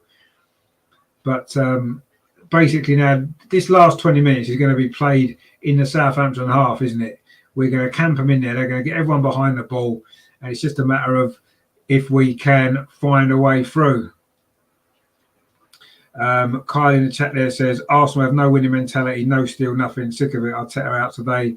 I can't disagree with you. I can't. I agree with that. We don't have a winning mentality. But then, as our manager got a winning mentality, I'm not sure if he has. I don't think he did as a player. Anyway, Samuel Lokonga now plays it to this near side to Martin Odegaard. Now, Bukayo Saka, Martin Odegaard again, just on the edge of the penalty into Samuel Lokonga. Can he get a shot away? No, he can't. He's running into a little bit of traffic. He finds Bukayo Saka, dinks the ball towards that far post. Header comes in. He's going to fall to Smith Rowe. Oh, my God, what a great save that is. Fraser Forster there got down there his left hand, the strong left hand. Mark C says there, what a save, should be 1-1. It should be. Smith Rowe, it was there. The ball fell to him nicely. What a great save that is, actually. The deflection maybe took a little bit off the shot, actually. And that's probably what enabled Foster to save it. In fact, he didn't quite get hold of it properly, did he, Smith Rowe? That's a good save, actually. And that shot there from Granit Xhaka's gone over the top from the corner. That's another good save from Foster, actually. He made one in the first half as well, didn't he?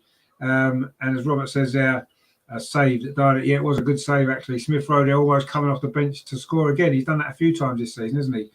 Tommy says if we lose today, I'm not being funny, but that's just not acceptable. Let's be honest, we could have secured top 4 by now with 9 points from these last 3 games, even 7 if we'd had a draw at Palace. Yeah, we could have done, but we haven't. We're going to struggle to get 1 point out of these 9 as things stand.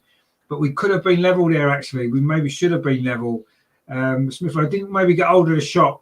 Southampton are making their first change now. It's going to be Broja's going off. He hasn't really got into this game. It's going to be Shane Long who's coming on now. Of course, we know Shane Long quite well. He's one of those players that never scores against anybody except Arsenal. So we've got to expect him to score the second goal for Southampton at some point in these last 17, 18 minutes that remain. But anyway, let's see what happens. Lucas says we've lost. Well, we haven't lost yet. It is still only 1-0, but hang on a minute. Southampton coming forward again down this near side with Stuart Armstrong. If Southampton get a second goal, then we have lost. That cross comes in there, cleared away by Ben White. And Arsenal now looking to get the ball up the other end of the pitch where we can maybe try to get this equaliser. It's gone out for a throw. Herman says, shoot on goal. Well, yeah, try some shots, something, because we've not really done enough in the second half. But we did come very, very close there to an equaliser, didn't we? That mishit shot from Smith Rowe was on target, but a good save actually from Forster. You've got to say, he got down well with that left hand, pushed it behind for a corner. Smith Rowe again over on that far side. Arsenal certainly dominating the play, but you'd expect that. Southampton are quite happy just to sit back, let us have the ball. We've got all our attacking options on now, all our attacking players on. Is somebody going to find this breakthrough to bring us the equaliser? Pepe now on his near side in the shade. Can he get the ball in? He plays it back to Martin Odegaard on the edge of the penalty area. Plays it square to Sambi Lokonga out to that far side. Martinelli, is he going to be able to get a shot away? Goes around the outside of Walker Peters, who holds him up. Plays it back though to Sambi Lokonga. Can he get a shot away? No, it rolls away from him, but it's into Smith Rowe. Shane Long there battling away for the ball. And Southampton now looking to come forward themselves on the counter-attack. But Arsenal going to want it back. Smith Rowe, but I think the referee's given a free kick. And Tommy says there, Shane Long, the old Reading boy. Indeed, he's scored a couple against us in the past, hasn't he, for some of his clubs he's played for. He never scores a lot of goals generally, but he does work hard, you have to say. And Lucas says we have lost. Now, no, we haven't lost yet. There's still 15 minutes to play. We can get a goal. And Lucas says top 4 over. Well, even if we do lose, which I agree does seem quite likely the way we're playing, it isn't quite over mathematically, is it? If Man United are still drawing, let me just check their score. But as I said it before, and I'll say it again, it's still 2-2 actually at Man United. That's been an incredible game, actually. Man United 2-0 up. Arsenal making another substitution, are we? Sambi Lokonga is going off, is he? Not quite sure who's coming on. Is it going to be El Neni? Would seem the most likely. But anyway, let's have a look what's happened. Oh, actually, no, he wasn't coming off. He was just going over for a drink. It's a very warm afternoon. I played football myself this morning, so I know how warm it is. We had a cup quarter final. Unfortunately, we lost. Very disappointing that was. But anyway, it's a little bit of a unscheduled drinks break again due to this injury to Stuart Armstrong. And they're just showing a goal again. It's the only goal so far. Herman says there, Arsenal supporters need a win, please. Indeed, we do need a win. Mark C says, can one of our lads shoot from 20 yards? Well, no. We're always trying to create a goal from a set of 30 passes in the middle. Yeah, we are. We are, indeed. We don't shoot enough. It's just been a big problem of ours. And Terry says still 2-2 Man United. Yeah, it is. I've just checked. But again, we can't worry about other people doing. We can't do our own job. We can't even do our own job. So we can't expect other teams to help us out. And they're not helping us out anyway, are they? They're just, we're helping them out by keep losing games, let's be honest. Tottenham will be, miss their opportunity today. And we're doing them a favour. Man United are not winning their game. We're doing them a favour if we don't win this game. So, that's the way to look at it, isn't it? No one's doing us favours. We're doing them favours at the minute. We need to start doing ourselves a favour by actually playing a bit better, creating some chances and trying to score a goal. Anyway, Gabriel now plays that in to Pepe's little layoff there. Wasn't great. Shane Long now in possession for Southampton. Had a man over briefly there, but that cross field ball there was cut out, and actually looks as though there might be an injury there to Stuart Armstrong. He was just injured a minute ago. He's struggling now. He might have to go off there. Martin Odegaard now for Arsenal. Is this going to be the moment for the Arsenal captain? Played it in to Eddie Nketiah, lays it back to him. Xhaka now plays the ball out to that far side to Martinelli. Plays it in to Odegaard inside the penalty area. But Stuart Armstrong did well there, and I think that might be his game run. He's gone off again. He looks like he's got a cramp. He's determined to play on, actually, the Scotsman. Tommy says, speaking of Reading, my hometown, get well soon. Fran Kirby, bless her, should be immense for Arsenal. Well, yeah, we mentioned it on the show last night, the Arsenal Women's Show. Of course, Fran Kirby's having to take some time off from football due to her ongoing sort of mental health issues. So we do wish her the best, of course. And yeah, that's a shame for her, but I'm sure she'll be back again very soon. And Herman says, Arsenal need a much better scouting team who have a nose for talent. Well, we need a bit more money, maybe. I think we can only buy the players that we can afford. A corner comes in there again. Southampton head it away.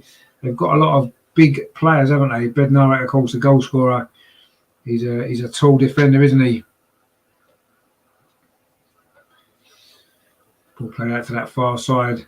Walker Peters, no, it was Valerie came across there with a header away for Southampton. Arsenal in possession again over on that far side. Samuel Okonga plays it into Ben White inside the centre circle. We are now coming up to the last 10 minutes of this game.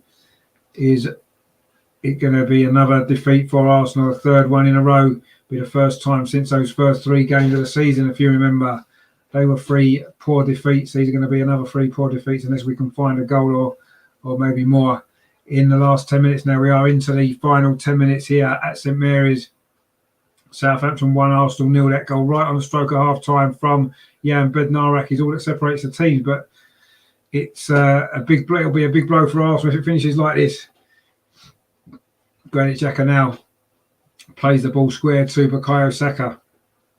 Now Martin Odegaard almost going to play it through to Saka inside the penalty. Bukayo Saka again. It's too close to Fraser Forster, who looks like he could have been offside, Saka, but it wasn't given as offside. Martin Odegaard now thinks it to the far post, headed away by Valerie for Southampton. The pressure's mounting here from Arsenal, but we haven't managed to get the goal. Martin Odegaard now, is he going to try a shot? He does. Hit at the near post, just wide. And it's going to be a goal kick to Southampton. Going for life says there 4 defeats in a row. That'll be 3 defeats in a row, won't it? 4 in 5 it'll be. Kevin says there, no points from last 3 games given the teams we've played. This is really bad. It would be really bad. I totally agree. Without a shadow of a doubt. Tommy says there exactly. Tottenham will be laughing right now. So many fans worry about them. They even had it on in the Tully last weekend. I don't understand some fans' mentality. No, I agree. I couldn't give a shit about them. I've got to be honest. I do not give a shit about them at all. If they finish in the top 4, they deserve to be in the top 4. We clearly don't. Greenfly says Liverpool, Palace, Brighton, now Southampton. No, we beat Aston Villa in between Liverpool and Crystal Palace, didn't we? So that's why it's not 4 defeats in a row. Herman says the fat lady is warming up. She is. Redmond has come on. Nathan Redmond for Southampton. He's replaced Stuart Armstrong, who he said was struggling. So we'll see. And Herman says there the act of how to finish. Indeed. No, I agree with Tommy there. I'm not obsessed with Tottenham at all. They're obsessed with us because we're everything they've always wanted to be in terms of success, class, and everything else. I couldn't give a shit about them. They're irrelevant. And, they finished above us last few years, but they've not achieved anything, have they? So who cares? They might well get a top 4 this year, being the Champions League. Not going to win anything again, are they? So, let them get on with it. We've had our chances. to have not only finished above Tottenham, but more important than that, to get in the top 4. And we've not been able to take them. And this is going to be potentially another defeat. Toby says, he's absolutely right. We bottled it, haven't we? Yeah, we have bottled it. Absolutely, we've bottled it.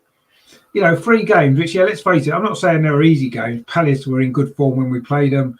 Brighton, although they wasn't in good form, they played really well on the day, and they won again away today at Tottenham. So, that's not a bad result. And Southampton haven't been in great form either. They've been games we'd expected to get at least pick up some points. 6 points, 7 points, something along those lines. Even 5 points wouldn't have been a disaster. But to get potentially, we are now 7 minutes away from getting no points. It isn't acceptable. That was a comment made earlier on, wasn't it? It's not acceptable. And to be honest, we don't look like we're going to score. In fact, Southampton here on a counter-attack may well get a second goal.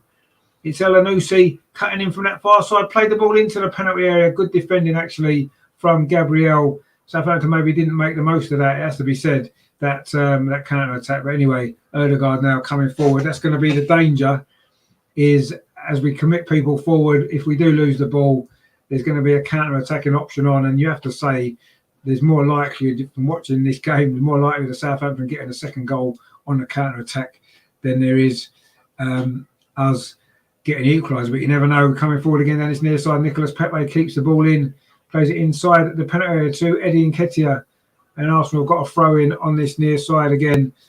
Kevin says there, let's stop talking about Spurs, and I'm absolutely 100% right. And Tom says 100% rich indeed. And Herman says A, as in Arsenal, is the first letter in the alphabet. This deserves to be winning mentality. Well, it does, but we don't have much, do we? Xhaka now from distance with that shot. It's blocked. He wins it back, actually. Xhaka comes back to Xhaka, tries a shot again. Another save from Fraser Forster. You have to say the Southampton goalkeeper has played well. He's made 3 or 4 good saves in this game. Has our finishing been good enough? Probably not. But he has made some important saves for Southampton, Fraser Forster, today. Granit Xhaka did really well there, actually. The corner's taken quickly. Saka to the edge of the 6-yard box, headed away to Martin Ødegaard. Shot comes in from distance, and again, this time it's over the top again. At least Martin Ødegaard's trying a shot now. But another good save from Forster. That was Xhaka, actually did really well on the edge of the penalty area. He's not scored this season, Granit Xhaka. Would have been a good time to get one. He won the ball twice, actually. Smith Rowe laid it back to him. That was a good effort. I mean, that's a fairly comfortable save you'd expect the goalkeeper to make, but he has made some good saves, Fraser Forster, in this game. It wasn't a bad effort from Granit Xhaka. It may well have curled wide, actually, but anyway, it was a good save at full stretch from the goalkeeper, who's probably just about kept Southampton in this game, to be fair. He's made some good saves, but our finishing hasn't quite been good enough, has it, at times? We've made it a little bit easy for the goalkeeper with some of those efforts, it has to be said. Mark C says, one of those days where we could keep playing until 6 o'clock and still not score. No, we're going to be playing for another 5 minutes at least here. We'll be getting on towards 5 o'clock, and we don't look as though we're going to score. Anyway, Saka now, are we going to see a dramatic late equaliser, which will at least give us something from this game? Ball played in to Martin Ødegaard again. He has a couple of efforts from distance. Sambi Lokonga now, can he get a shot away? He plays it into the box to Martin. He's shot on a turn, it's blocked. And again, Southampton gets it away. And I agree with Mark, we don't really look as though we're going to score, do we? Let's be honest. We've been camped in their half in the second half of this game, but Southampton have been quite happy for us to do that because they know they can soak up the pressure. Now, Gabriel plays it square to Ben White. We're into the last 3.5 minutes of normal time. Time is ticking away here at St Mary's if Arsenal are going to find a way of avoiding a 3rd defeat in a row and a 4th in the last 5 Premier League games for Arsenal. Martin Ødegaard now in the penalty area. Plays it square to Granit Xhaka. Touches it onto Martinelli inside the penalty area. He's got 2 defenders. Granit Xhaka again dinks the ball in, but it hits a Southampton defender, Nathan Redmond, I think it was, who's working hard defensively actually for Southampton there. Gabriel plays it square to Ben White. Now it's with Pepe on this near side. Is he going to line up a cross or a shot? No, he plays the ball square instead to Granit Xhaka. Is he going to line up a shot from distance? No. Plays it in to Sambi Lokonga. Tries to play it out to the far side. And it's cleared away by Southampton. Ward-Prowse. Now this is a counter-attacking option. Shane Long for Southampton. Can they find the second goal to kill it off or not? He took a little bit of a long time to decide there, Shane Long. And he was fouled, was he? No, referee says no. And Arsenal can bring it forward now on a counter-attack. But Sambi Lokonga there was halted there by Valerie. Tommy says there, it's not acceptable. We pay good money week in, week out. I got offered a club level ticket for next season. Minimum was 3k up to 6k. Well, I'll stick with my £1,500 for my season ticket. Well, you're a brave man to even spend 1,500 quid watching this absolute garbage. But anyway, I know what it's like. You can't stop yourself, can you? That's why we're still all here. Saka plays the ball in to Martin Ødegaard. Of course, he did get a very late goal last week, didn't he? Martin Ødegaard. Is he going to get another late goal today to save a point for us? Saka crossed towards the edge of the 6-yard box, headed away. It's going to fall to Martin Ødegaard on that far side. Walker Peters across there to close him down. Plays it back to Granit Xhaka. Is he going to try a shot again? Granit Xhaka, he runs into trouble actually in the form of Nathan Redmond, who scrambles the ball clear. Ramsdale now inside the centre circle, finds Gabriel into the last 90 seconds of normal time. Played into Eddie Nketiah. He wasn't strong enough there at all. Bednarik just took the ball off him, and now Southampton coming forward with Romeo. Finds Shalong over on that far side. He's then fouled, was he? He was fouled by Granit Xhaka. And it's going to be a free kick to Southampton over on that far side. Tommy says there, but it's not just £1,500. That's at least, if we can get divorced, she won't take my pension. Joking, of course. No, exactly. You can't get divorced from your football team, can you? Unfortunately, you're lumbered with them through good and bad, and that's why I think we moan when things don't go well, because we're stuck with it, and it's not nice, is it? Kevin says, to be honest, we don't deserve to lose, but we don't deserve to win. I agree with that comment. We probably don't deserve to lose. We've had the better chances in this game. Their goalies played well, but yeah, we haven't done enough to win. I agree with that. And Gabriel Bosco says, come on, there's still time. We're into the last 30 seconds of normal time. Southampton are making another change. It's going to be another Chelsea loanee, of course, Tino Livramento, who's coming on for Southampton for these last few minutes. Ellis says there, I can't wait for Arsenal women to play Chelsea tomorrow. Exactly, I can't wait for that either. Really looking forward to that. Please join me on the channel for that game. We're going live about 12:15 for that. Gouda Brosco says, please score one. Can we score one? Robert says, Southampton taking a picnic before a throw. This ref is so soft. I think we're going to make a sub, actually. Terry says, the way Arteta has us playing, we didn't deserve nothing from this game. Thank God we have the women's team. Exactly. Let's hope the women's team can give us something to cheer about tomorrow. There is 5 minutes of stoppage time to be played. And Ben White there, did he foul Elanusi? He has, and he's got himself a yellow card. Ben White. It's going to be a free kick to Southampton on the edge of the penalty area. Benjamin White with the yellow card. Again, Southampton looking for a second goal on a counter-attack. It was a foul from Ben White, and now Southampton have got a free kick. It's not quite in Ward-Prowse territory. It's slightly more over to this near side. Southampton's there. I'm not saying he can't score from there, but you'd imagine he'd prefer it to be a lot more central than that. That's the one thing that we've done okay today. We haven't really given them any free kicks in Ward-Prowse danger zone, have we? Herman says there, it's like a wedding for better or worse. Well, it is, but I say you can't get out of this one. At least with weddings, you can get divorced.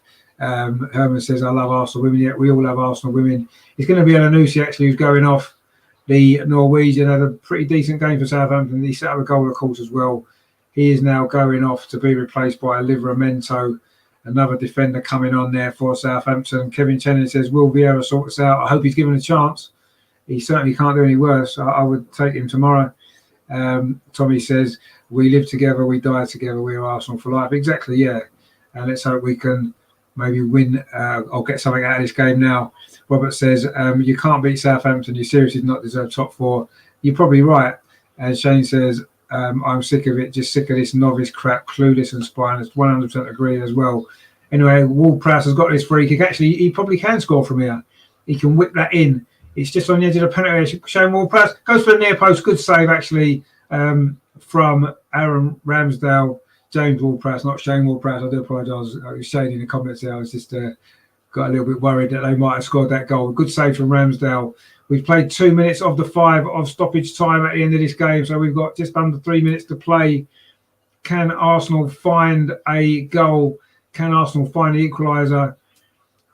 Which I agree with Kevin. We maybe do deserve something from this game, but it's not been good enough. And a point isn't really good enough either, is it? But we'll take it now. The way things have gone, Martinelli now coming in over on that far side. You have to say Southampton have defended well. They've given everything to get a result here. Smith Rowe over on that far side. Granit Xhaka out to that far side again to Martinelli. Cuts inside, looking to try and get the ball into the box. Instead, he plays it square to Martin Odegaard. Just lays it back to Sambi Lokonga. We have now played 3 minutes of the 5. Saka now on this near side. Bukayo Saka plays it back in to Martin Odegaard. On the edge of the penalty, is Martin Odegaard going to score another late goal for Arsenal? No, that ball there was cut out by the goal scorer, Bednarek. Now it's with Saka again down this near side. Arsenal still looking for the breakthrough. Played the ball across the box to Martinelli. Shot from the edge of the box. Oh, it's too high. It's gone over the top from Martinelli. Some more time wasted for Southampton. Martinelli it was there with a shot on the edge of the box again. It's pressure from Arsenal side to side. Eventually it falls to Martinelli. He has a pop there from about 18 yards, just a bit more. But it was always going over the top of the crossbar. We are now coming up to the final minute of stoppage time here at St Mary's. Southampton 1, Arsenal 0. Another really, really disappointing Arsenal performance. It will be our 11th Premier League defeat of the season in 31 games. Is that top 4 form? No, it definitely isn't. And we've still only scored 45 goals in the Premier League. Again, that's a big problem, isn't it? Scoring enough goals. And that's been a big issue today. Terry says there, the only thing we deserve from this game as a fan is Arteta out and Uncle Patty. Now, I would love that. I would absolutely love that. Long ball played forward. Again, a big head out from a big fella in Bednarek. Robert says there, no runners. We need to attack them in their box. It forces penalties and goals. The only runners are on the ball. Exactly, yeah, it's not... we're not doing enough, are we? Tommy said, we are top 4. We aren't even top 5. We're a joke. Yeah, we are a joke. You're right. It's becoming a joke, but... not a very funny joke, unfortunately. Shane Long just got himself a yellow card as well. We have now played the 5 minutes of stoppage time. It's just whatever the referee's going to add on. A header down there from Gabriel into the arms of goalkeeper Fraser Forster. And surely that is that for this game. Surely that is that for the top 4. And surely that's got to have to be that for Arteta. I can't see what what else can happen now. Long kick there from Fraser Forster. Is Southampton going to get a second goal now? The ball's going to run through. Is it to Aaron Ramsdale? Charged down there by Shane Long, who gives the crowd some encouragement as we're playing down the last few seconds now of stoppage time at the end of this game. It is going to be a 3rd straight defeat in a row for Arsenal, barring an absolute miracle. In fact, there isn't time. It's full time. It's finished at St Mary's. A 3rd defeat in a row for Arsenal. March's manager of the month should be getting sacked in April. Disastrous run of form. Wasn't good enough today. Fraser Forster did make some good saves for Southampton, but were we really good enough to deserve anything from that game? I'm not sure that we did. It was not a great performance again. Terrible, terrible stuff. Mark C says all over. It is all over indeed. Dean says there, season is done. Arteta out now, ASAP. Yeah, I agree. I certainly wouldn't lose any sleep over him getting sacked. Robert says there, I can see Ramsdale losing to Leno now. He made silly judgments. I don't think we can blame Ramsdale for that defeat there. Mark says United above us now. Yep, indeed they are. Robert says we've lost. Arteta bullshitting coming from Terry. Yep. Dean says, yeah, I agree with you, Dean. Don't worry, mate. I definitely do. Tommy says, I'm glad I didn't watch it. I get so angry when we play shit, not physically. Just, yeah, no, I understand that. Herman says there, I don't know what that means actually, but it's probably not very good. Okay.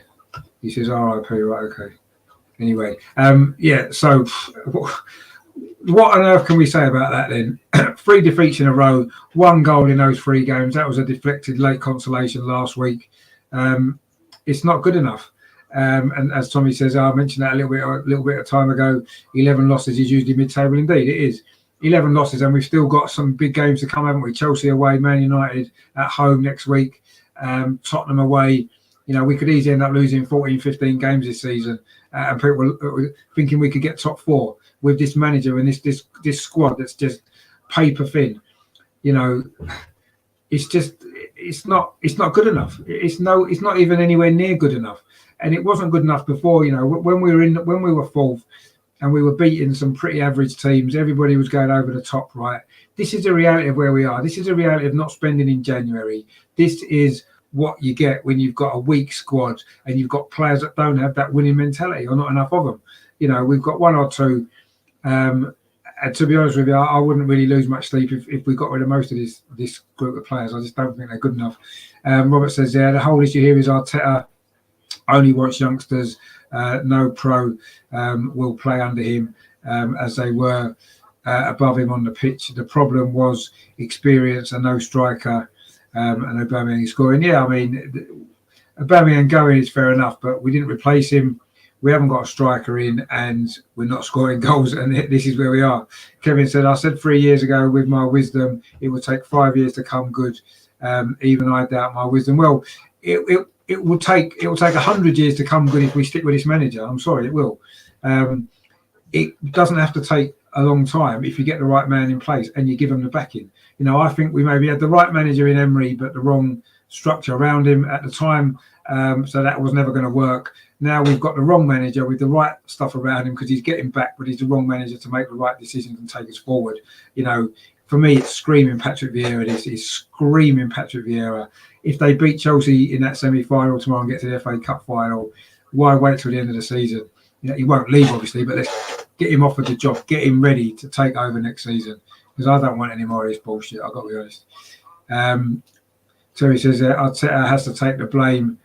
This is his squad. He depleted us, and now we're playing the ball. Exactly, 100%, Terry. You're 100% right. That's exactly the reason. He has to take the blame because him and Edu have left the squad far too short in January. It's fair enough, you know. Everyone's saying, "Oh, Arteta's got rid of all the deadwood, Well, fair enough. If you're going to get rid of the deadwood, you've got to fucking replace them with something. You can't just get rid of everybody. You know, we've got every week. He can only make 2 substitutions every game because they're the only 2 players on the bench he actually trusts to play. He doesn't trust the youngsters, you know, and you wouldn't want to throw the youngsters on in a game like that today anyway and kill their career. You know what I mean? The squad is a problem, and the tactics are a problem, and the manager's a problem. And one of those we can sort out straight away. But the club won't, I agree. They definitely won't get rid of him. Rajendra says, you want us to get rid of most of these players? Well, yeah, there's not many of them I'd keep. I'd keep Saka, obviously. I'd keep Martinelli. I'd keep Smith Rowe. I'd keep Odegaard. And I'd keep Gabriel, maybe Ramsdale. And that's it. The rest of them I'm not bothered about, honestly. We're not going to... The rest of them aren't improving the team, aren't going to take us forward. So, you know, they're no better than a lot of the players that we've just got rid of to leave the squad weak, are they? They're not, let's be honest. They're no better than them. They're just younger with less experience and less able to turn things around. Tommy says there, Arteta is an Arsenal fan, has to do the right thing. It's over, thank you, but goodbye. Sean Dyche, well, maybe not Sean Dyche, but yeah, I mean, Arteta can go to Burnley.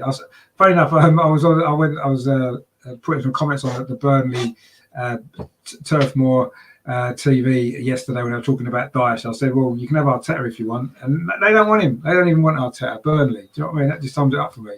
Nobody wants him. Regina says second one. Yeah, no, I wouldn't get rid of them all. I did say most of them. There's a few I'd keep. I mentioned the ones I would keep. But we need more experience in there. We're not going to get it with this manager. Kevin says, Kroenke, not stupid, missing out on Europe again. Arteta will go. Yeah, but we'll probably sneak in 6th place or 7th and be in Europe, won't we? And he'll end up keeping him, which would be a mistake. I think we all know that's a mistake. Robert says, yeah, it's taken nearly 20 years to attempt 4th place. Was Arteta told he spent enough as they could not sell the unwanted players? I don't think the club have got any money, or they're not prepared to spend the money on transfers. We spent it last summer, and we had to get rid of these other players to pay that back. That's what I think, honestly, to get back on the wages. I don't think we're going to, and everyone's saying in the summer we're going to buy this, that, and the other. If we're not in the Champions League, if we're not in Europe at all, we're not going to spend much money, let's be honest. So if we do, it's going to be similar to last year. We're going to buy a load of young players up. They're going to take 3 or 4 years to become what we need, which is no good. We need it now. Herman says that we need strikers, at least 2. We need a defender like Yapstam. The spot with Arteta and Aubameyang, with Arteta and Aubameyang was stupid. We should have kept him. Well, we certainly should have either kept him or replaced him. And in the end, we've done neither. We got rid of him, and we've got no replacement for him. and that was stupid. Arteta, his tactics, he doesn't want a striker like Aubameyang. And we're not going to buy a striker who's going to potentially 30 goal a season striker. We won't, because that's not what Arteta wants. He thinks he's Pep, and he's not Pep, and he'll never be Pep. And as far as I'm concerned, he can bugger off somewhere else and pretend to be Pep. Herman says that spending stupid money for no talent. Well, exactly, yeah. We spent the most money in Europe last summer, the most money in Europe, to go from 8th to currently 6th place with no European competition, with nothing else to focus on. You know, it's just a joke. We're a joke. Arteta's a joke. The club are a joke. And anybody that supports Arteta and will stick up for Arteta isn't an Arsenal fan, as far as I'm concerned. They're not. No Arsenal fan can accept this as being good enough for this club. You know, and it's not just Arteta's fault. The club as a whole has been run very, very amateurish and poor for a number of years now. And that's a problem as well. But ultimately, you know, we spent the most money last summer. We spent it on the wrong players. We did. We didn't need a goalkeeper particularly. We had to buy a goalkeeper because Arteta can't adapt his system. You know, he likes the goalkeeper to play it out from the back. He couldn't, you know, Bernd Leno's a better goalkeeper than Aaron Ramsdale, but Aaron Ramsdale's better with the ball at his feet. Well, change your system, mate. Do you know what I mean? And then Ben White, he bought Ben White. We had David Luiz. You should have given David Luiz another year, more experience, and spent that £50 million strengthening the attacking side of the team. That's what he should have done. But, you know, they went for that, and this is the result of it. Robert says, we got told that the reason we need a new ground was to bring world-class players to Arsenal. We had the players, now we have the ground and no money. Well, we certainly don't have any world-class players, do we? That's for certain. And Terry says, to be fair, I wouldn't trust Edu and Arteta again spending money on players if I was a coach. No, I wouldn't. Well, and as soon as you don't trust them to spend the money, you get rid of them, because what else can you do? I don't trust them. I don't want us to spend money with this manager, because we've seen what a complete shit show it's been. You know, buying the wrong players. It's not what we need. It's not what we need. He bought Nuno Tavares. You know, he did all right today. It's not what we needed. He bought Ben White. Not what we needed. He bought Aaron Ramsdale. Not what we needed. You know, he bought Tommy Asu that no one's ever heard of. And yes, he's done all right. Injured a lot. Not what we need. Lokonga, he's a backup player. Not what we needed. He hasn't even bought a striker in 2.5 years. You know, hasn't bought one striker. Ridiculous. Kevin says, to be fair, Pepe is a check. Well, no, he is, but you know, he's got his way of playing. He buys the players to fit the system. Arteta has got wants to play the same system, but going shopping in Poundland for all these young players that aren't going to be able to do it to the same degree, the same success. Herman says, you're absolutely right. Well, I mean, it's my opinion, and you know, I'm not saying I'm necessarily right. It's just how I feel, and I've had enough. I've had enough of Arteta. I've had enough of Arteta for a long time, and it's unfortunately a few of us that have been against haven't been, you know, totally believing in Arteta are being proven right, and I don't want to be right. You know, I wanted Arteta to prove me wrong, and unfortunately, he's not been able to. And you know, no doubt there'll be excuses today, the injuries and blah blah. I'm sorry, but if you don't prepare for that by reinforcing your squad in January when you've got a transfer window to do so, then that's your fault. You can't blame injuries. You can't blame the fact that Lacazette's now got COVID or whatever he's got. You cannot blame it on that. You did not buy the players in January to cover for any potential injuries. You know Kieran Tierney's injured all the time. You know he is. It's a fact. You knew Tommy Asu was injured because he'd been injured before January. So you knew this was a problem. You know, you knew you had no strikers. And you knew that, you know, Lacazette could potentially get injured and have to miss games. Not that Lacazette scored any goals anyway. Who's their backup? Eddie Nketiah. You know, he did all right today. He did all right last week. Is he a player to get him in the top four? No, he's not. How many of these players would get into any team challenging for the top four? You know, you've got Saka and Smith Rowe. Smith Rowe can't even get in our team. He's on the bench every week, near enough. Do you know what I mean? Under this manager. And Martin Odegaard, he's come off the boil. He's had a few good games against mediocre teams. When it matters, again, he's not quite good enough, is he? Yet. And that's the thing with a lot of these players. It's all yet because they're still young. And it's not what we need. We're muddling along, going nowhere. We spent a lot of money last summer and we've not improved one little bit. In fact, we've got worse because we've got a weaker squad. We've got no options on the bench and we're losing. We're going to end up losing more games than last season. We lost 13 in the Premier League last season. We lost 11 already. we could have lost 13 by this time next weekend. We're playing Chelsea and Man United next 2 games, and we could easily lose them 2, and here you go. That's our 13 defeats already. We're still, 4 or 5 games left, 5 games left after that, 6 games left after that. Ridiculous. Dean says 100% agree.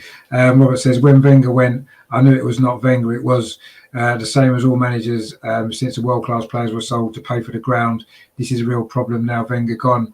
Blame for this. Well, it's definitely not Wenger's fault, is it? I mean, Jesus, Wenger's been gone 5 years. Herman says the Dutch ladies squad have Van der Donk injured. Right away, they have a replacement who's fantastic. Yeah, I mean, I think with national teams, it's slightly different, isn't it? You can pick players who you like. With your club side, you've got to build your squad, haven't you? You've got transfer windows to do that. And we didn't do that, did we? Terry says that everyone wants their manager to do well, but it's like Arteta hasn't learned a thing and now he needs to go. Yeah, of course. I mean, you know, to me, and I've said this before, I said it on my show the other night. I don't care who Arsenal's manager is. I'm not bothered. I don't care if it's Arteta. I don't care who it is. All I want to see is Arsenal doing well, and whichever manager's at the time in the job, and if they're doing well, they're brilliant for me as far as I'm concerned. That's fine. But when they're not doing well, we're not doing as well as we want to be doing as a club. Then that manager has to take responsibility for that. Has to take the blame and has to take the flack. And if they're not doing the job, they have to go and get someone else in. I don't care. You know, people saying, "Oh, we don't want to go down the Chelsea route. We don't want to go down this route, of Watford route, of changing managers all the time." Why? Why should we stick with an underperforming manager just so we don't change managers all the time? No. Let's keep finding the right man. Keep going. And if it takes another 3 or 4 goes to get the right man, then that's what it takes. I don't care. All I want is Arsenal to be successful and to be better than what we're being, to be challenging for the top 4, to be challenging for trophies, to be competing at the top level, which is what the club promised us all, you know. And yes, you can take a little bit of a transitional period, but we've been in transition for years now. You know, it's not acceptable anymore. And, you know, as I say, I don't care who the manager is. I don't back the manager. I back the club, right? And I don't care who the manager is. If he's doing well, brilliant. If it's Arteta and we're doing well, that's fine. If it's someone else and we're doing well, brilliant. But if it's Arteta and we're doing badly, or if it's someone else and we're doing badly, and we're constantly doing badly, then they need to go. And we need to get someone else in. And that's all that we need. That's all that needs to happen. It's as simple as that, you know. And, you know, I don't care if people, you know, say, you know, you get labelled a lot as an Arsenal fan, don't you? You know, you was a Wenger out before, you're an Arteta out, whatever it is. No, I don't give a shit about any of that. I'm Arsenal in, that's it. And if Arsenal aren't doing well, aren't doing a very good job, aren't playing well, aren't doing as well as we want to do, as good as we feel we can be, get rid of the manager. And I don't care who it is. And, you know, if we get Patrick Vieira in, and if we're playing the same as we are now, in another year's time, 2 years' time, then I'll be saying the same, get rid of the manager. Because it doesn't matter how many managers you get. You can't keep a manager who's not doing well enough, who's not doing good enough, just because you don't want to keep changing managers. Ideally, you appoint the right one in the first place. That solves that problem. But managers have only got a short span anyway, haven't they? You know, you've just had Sean Dyche, the longest serving manager in the Premier League. He's gone now. The next longest serving manager is probably going to be, 2 or 3 years. That's all you get. So Arteta's had nearly 3 years. At the end of this season, get rid of him. Get rid of him. And I don't care if we do sneak into the top 4, even if we do sneak into the top 4. He's not the man to take us forward. I'll still get rid of him because he's underperformed for 2.5 years. And that's it. Simple as that. Herman says our manager should have a short-term contract. Well, I think managers get a year rolling contract at a time, just over a year. That's it. Don't pay them these stupid contracts when you then can't get rid of them because you have to pay them off. Just give them a year's contract if they do, and set them out a target for that year. So, right, say for example, at the end of this season, we get rid of Arteta. Say we get Patrick Vieira in, for example. You give Patrick Vieira, first of all managers have to be the same. Otherwise, managers will be, you just lose all your managers. But every manager gets a year's contract. And then you're given a target, right? So say Vieira next year, your target is, you know, we're going to give you this much money to spend. This is your target to get top 4, for example. If we finish outside the top 4, we don't reach that target, then, you know, we don't renew his contract at the end of that year. We get someone else in. And the same goes to them. And this is how it's got to be. And it's no good getting a new manager, you're going to have a 4-year contract. Well, no, because most managers won't see out 4 years. And why should you even give them 4 years to do it? You know, if you're going to back them, you get a manager in, you back them. And if they can't do the job in a year or 2 years, they're out. And that's it. It's no good pissing around with all this bullshit anymore. Honestly, it's ridiculous. Terry says there, Man City losing 3-1. Wow, that's a bit of a shock with it. But, you know, fair play to Liverpool. They can still win a lot, can't they? Herman says, like you said, they have to earn. Well, indeed, they have to. I'll give them a year's contract at a time, a year's rolling contract. Chris says, it's time for Arteta. It is not good enough time for him. Yeah, I don't agree. Tommy says, oh, for God's sake, I bet Spurs fans are cheering in a pub somewhere now. Yeah, they will be. I was never Wenger out. Unai, I hated his play from the back style. Arteta, come on, son, give it up. It is time to go. I agree. I didn't like. I think I couldn't get my head around the change of style from Wenger to Emery. I couldn't get my head around that, and that's why it never worked with me with Emery. And it's never really worked with me for Arteta because I've never liked the way Man City play, and watching us is just like watching a pound that Man City, and it's just crap. I don't enjoy it. And Kiddo says, top four. Is that a waving? Are you waving to the top four, waving it away? Because I think that's probably where we're going. Herman says, some years ago, the owner of the Toronto Maple Leafs hockey team asked the new enforcer, what do you think? He answered, they are done like dinner. Exactly. Tommy says there, exactly, if you're shit after two, you've had your opportunity, don't milk it. Exactly, yeah, exactly. You're totally right. Kiddo says Chelsea game is a myth. Ain't no way we're getting anything out of that game. We could get thumped. Yeah, we could well get thumped. We'll have to see. Obviously, that's on Wednesday night. Arsenal against Chelsea. Herman says after the game, the opposite players all had to see. Really? Oh, okay. Well, that's what you need, isn't it? Kiddo says I would rather watch Simone ball than this. Well, I don't know about that, but at least the team would give some fight, wouldn't they? Tommy says Man City have better players. They have a full 11 on the bench. Let's be honest. No, of course they have better players than us. But that's what I'll tell them to realise. You know, the style he wants to play, you know, maybe that comes from his Barcelona background and working under Pep, this kind of stuff. It's a very technical style of play. So you need very, very good players to be able to do it well. And we don't have those players to do it well. Occasionally it can come off. You know, we've seen one or two great goals that we scored playing up Southampton at the Emirates. That first goal, Lacazette scored. But these are things that don't happen often enough.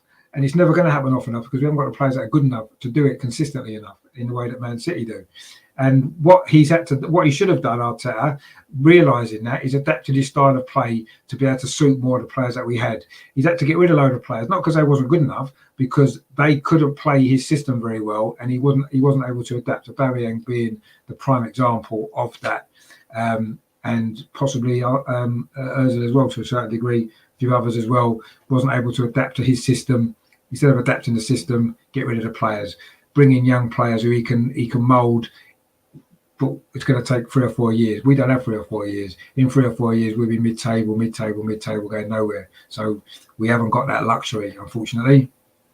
And this is where we are. And things aren't going to change with this manager. And things probably aren't going to change with this board, if we're totally honest, because I don't think they care enough. Kevin says, did Kroenke back Arteta in January transfer window? If he didn't, then it's not Arteta's fault. No one came in. Well, I think he did. I think he backed him. He would have backed him if he'd. But you see, with Arteta, there's only certain type of players that he can buy. The players, as I said, that will be able to play his system. And if the player can't play his system, he can't coach he can't coach him into it.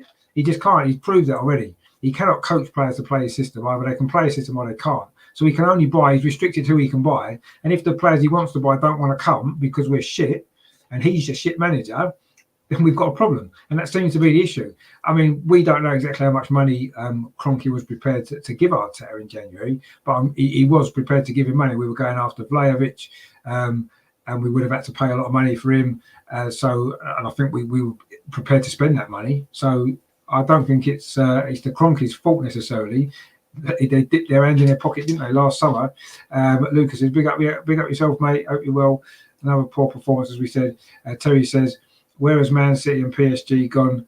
Wanting Arteta? They can have him. Burnley can have him. Anyone can have him. To be honest with you, I've been speaking to other fans of other clubs on the channel and stuff like that. I've been offering them Arteta, all of them. None of them want him. None of them. No one wants Arteta. Fans of other clubs do not want Arteta. Why is that? Because they've seen what a terrible job he's doing at Arsenal. That's why they don't want him. And I don't blame them. I don't want him. I don't want him anymore. I've had enough. Kiddo says, the Arsenal women, please get the job done tomorrow. I'm starting to lose interest when it comes to the men. So no, 100% with you on that. I mean, I'm losing. I'm not losing interest. I'm losing heart in it. Actually, I am losing a lot of heart in it. And the women are keeping us going. Tom says 13 defeats last season, 11 already this season. Arteta absolute shambles. Pro says no. I mean, I mentioned that before. But by this time next week, we'll have 13 defeats again, probably, won't we? You look at our next 2 games. You can certainly see that happening. Tommy says, I don't think they care. I saw the Leicester chairman at PSV the other night. I've not seen those American twats and whistles. No, you're right. They don't care. We know that. Or they don't care enough. Yes, they're prepared to give us a certain amount of money for transfers all the time, and they do. But they're not the sort of owners that want us to be massively successful, are they? Herman says, micromanaging is not the way to win a game. Yeah, we've said that before. 100%, I agree with that. And I've said this before, and people don't always agree with me. Arteta's a coach because he coaches from the sideline like the old under-60s do. You know, waving his arm, but you go here, you go there, you go there. That's what he is. He's not a manager. Managers sit back, do their preparation with the team all week, do their preparation before the game and sit back, make 1 or 2 adjustments here and there when they're needed, you know, make sure we get the right substitutions. That's a manager. Arteta's a coach, and he coaches the team constantly, and that's fine. Be a coach. Don't be manager of Arsenal. Be a coach somewhere else, right? Because that's what you're good at. That's what you are. Just do that. You was a good coach at Man City. Go back there. Go anywhere. Go to Burnley. Go somewhere else. Just don't keep staying with your bullshit at our club. Thank you very much. Kevin says, cheers, Richard. See you soon. Hopefully you will be happier. Well, I'll be happier tomorrow because the Arsenal women are playing. So if you want to join me for that, 12:15, it'll be good to see you, mate. Hope you're well. Stay well.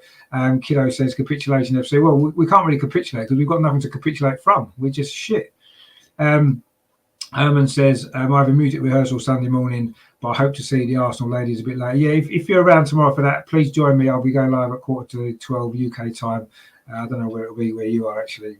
But anyway, Robert says, what I was saying is that Wenger got blamed. It was not the manager. Wenger had the brains, but no experience in pro football. Arteta, no experience at all. Yeah, I mean, Wenger didn't have a playing career, did he? He did success as a manager previously, not at the right top level. Herman says that is right on the butter, Richard. Well, again, it's just my opinion. These people agree, that's fine. And Tom says Mancini or Vieira in the summer. Well, yeah, I must admit, I was talking about Mancini the other day, actually. Obviously, with Italy's failure to qualify for the World Cup, he's going to be available. Is Vieira going to be available? If Crystal Palace gets to the FA Cup final, win the FA Cup in Europe, I mean, who knows? Would he want to leave and come to Arsenal next in the summer? I don't know. I would take Vieira.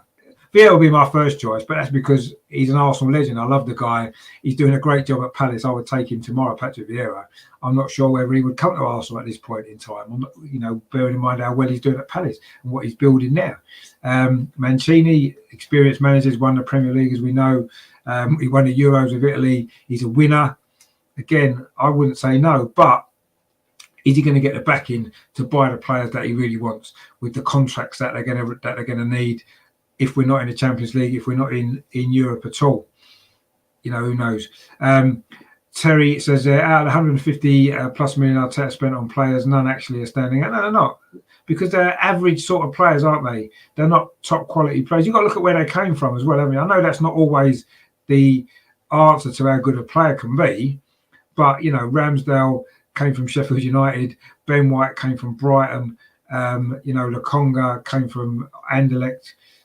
You know, yes, Martin Odegaard was at Real Madrid, although we couldn't get a game for him. Who else did we buy in the summer?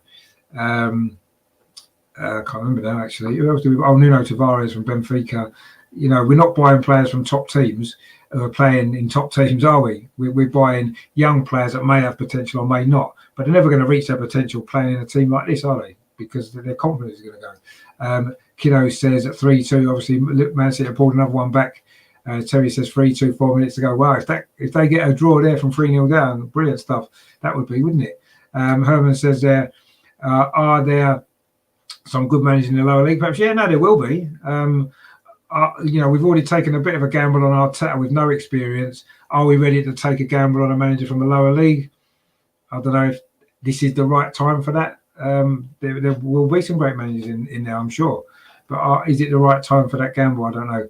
Robert says, I would take a manager from the Champions League before a non-experienced coach. Exactly, of course.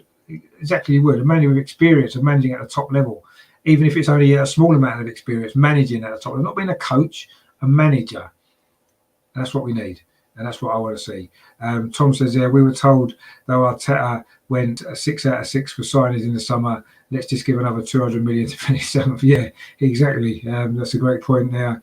And Herman says we need players like Jay, Vardy, Robert, Lewandowski. We're not going to get necessarily players like that, but we just need some proper players, experienced players who can improve us and help some of these young players and get that balance right. We can't get that balance right because Arteta can't coach the older players, can he? Dean says Vieira was always my first choice. Yeah, he's my first choice now. I've been watching Crystal Palace a lot this season. I like the way they play, and with the resources that they've got, what a great job he's doing. He's with them, and you can't tell me he can't get more out of this team now, and he wouldn't have better ideas in terms of coaching and bringing players in. And yes, I would take the air all day long, 100%. I'm just not sure if we can get him now. Is Crystal Palace not a more exciting option for him at the moment? It certainly seems so it is. But will that pull from Arsenal? Because, he's such a legend, isn't he? He does love Arsenal still. He does.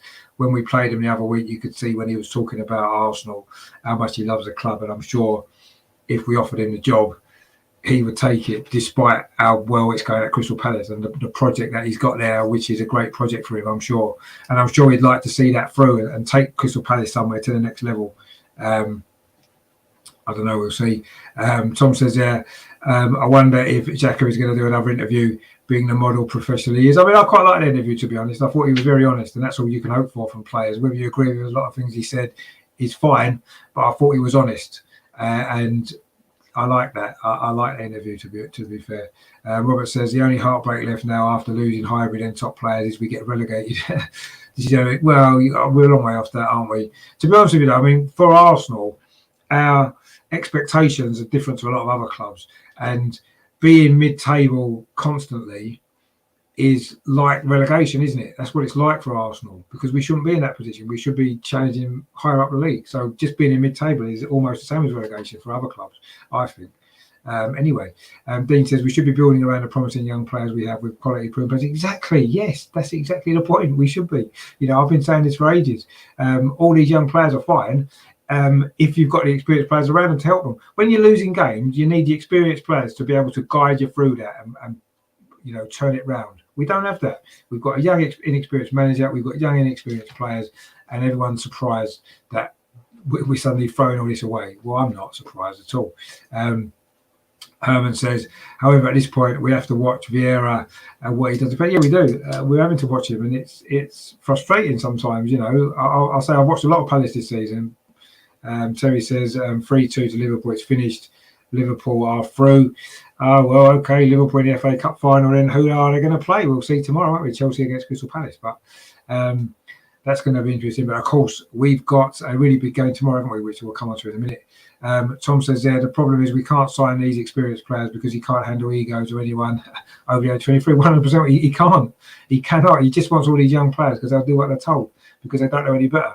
Any player that's got half a brain. I mean, see, Xhaka's quite clever because what he's done is, I don't think he necessarily agrees with the way we're playing or anything like that, but he wants to play. So he just goes along with it.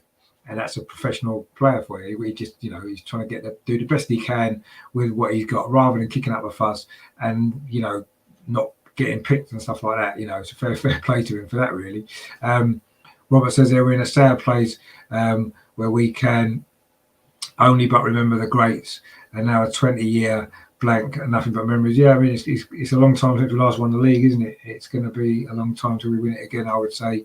Colin's in the chat, what are you doing, mate? He says, Wenger could get the best out of these players. Remember, good evening was not fully back. I know exactly how I said this before. And in fact, I said it the other day on Twitter and got quite a lot of stick for it. But ultimately, I think if Emery was given the backing Arteta's been given, we would already be in the Champions League now. And we would already be, would we be winning the Champions League? No. Would we be winning the Premier League? No. But we would have been in the top four. We'd have been in the Champions League, and we'd be playing it. We'd be getting that money in, and we'd be able to rebuild properly. But we were hasty. We didn't back him, and this is where we are now. But I agree with that. I think we were miles too hasty there. And yeah, Wenger would have got more out of this team. Wenger would have got this team in the top four. Look at some of the teams he got in the top four before. Terry says there, come on, Uncle Pat's Palace, win the cup and then come to us. But yeah, but if he wins the cup, he's more likely to stay at Palace because they'll be in Europe, won't they? And he's more likely to stay. If we're not in Europe and they are, because they won the FA Cup, do you think he's going to come to Arsenal during this summer? Absolutely no chance. He'll stay at Palace, will he? And stay there next year and take them into Europe, which he deserves to do because he's got them there. If that happens, fair play to him. And I think we'll end up missing out on him because he'll end up going somewhere better than us, who's a club with proper ambition. Herman says dreaming is good, but we have to be practical. Yeah, we do. And at the moment, practical is not great.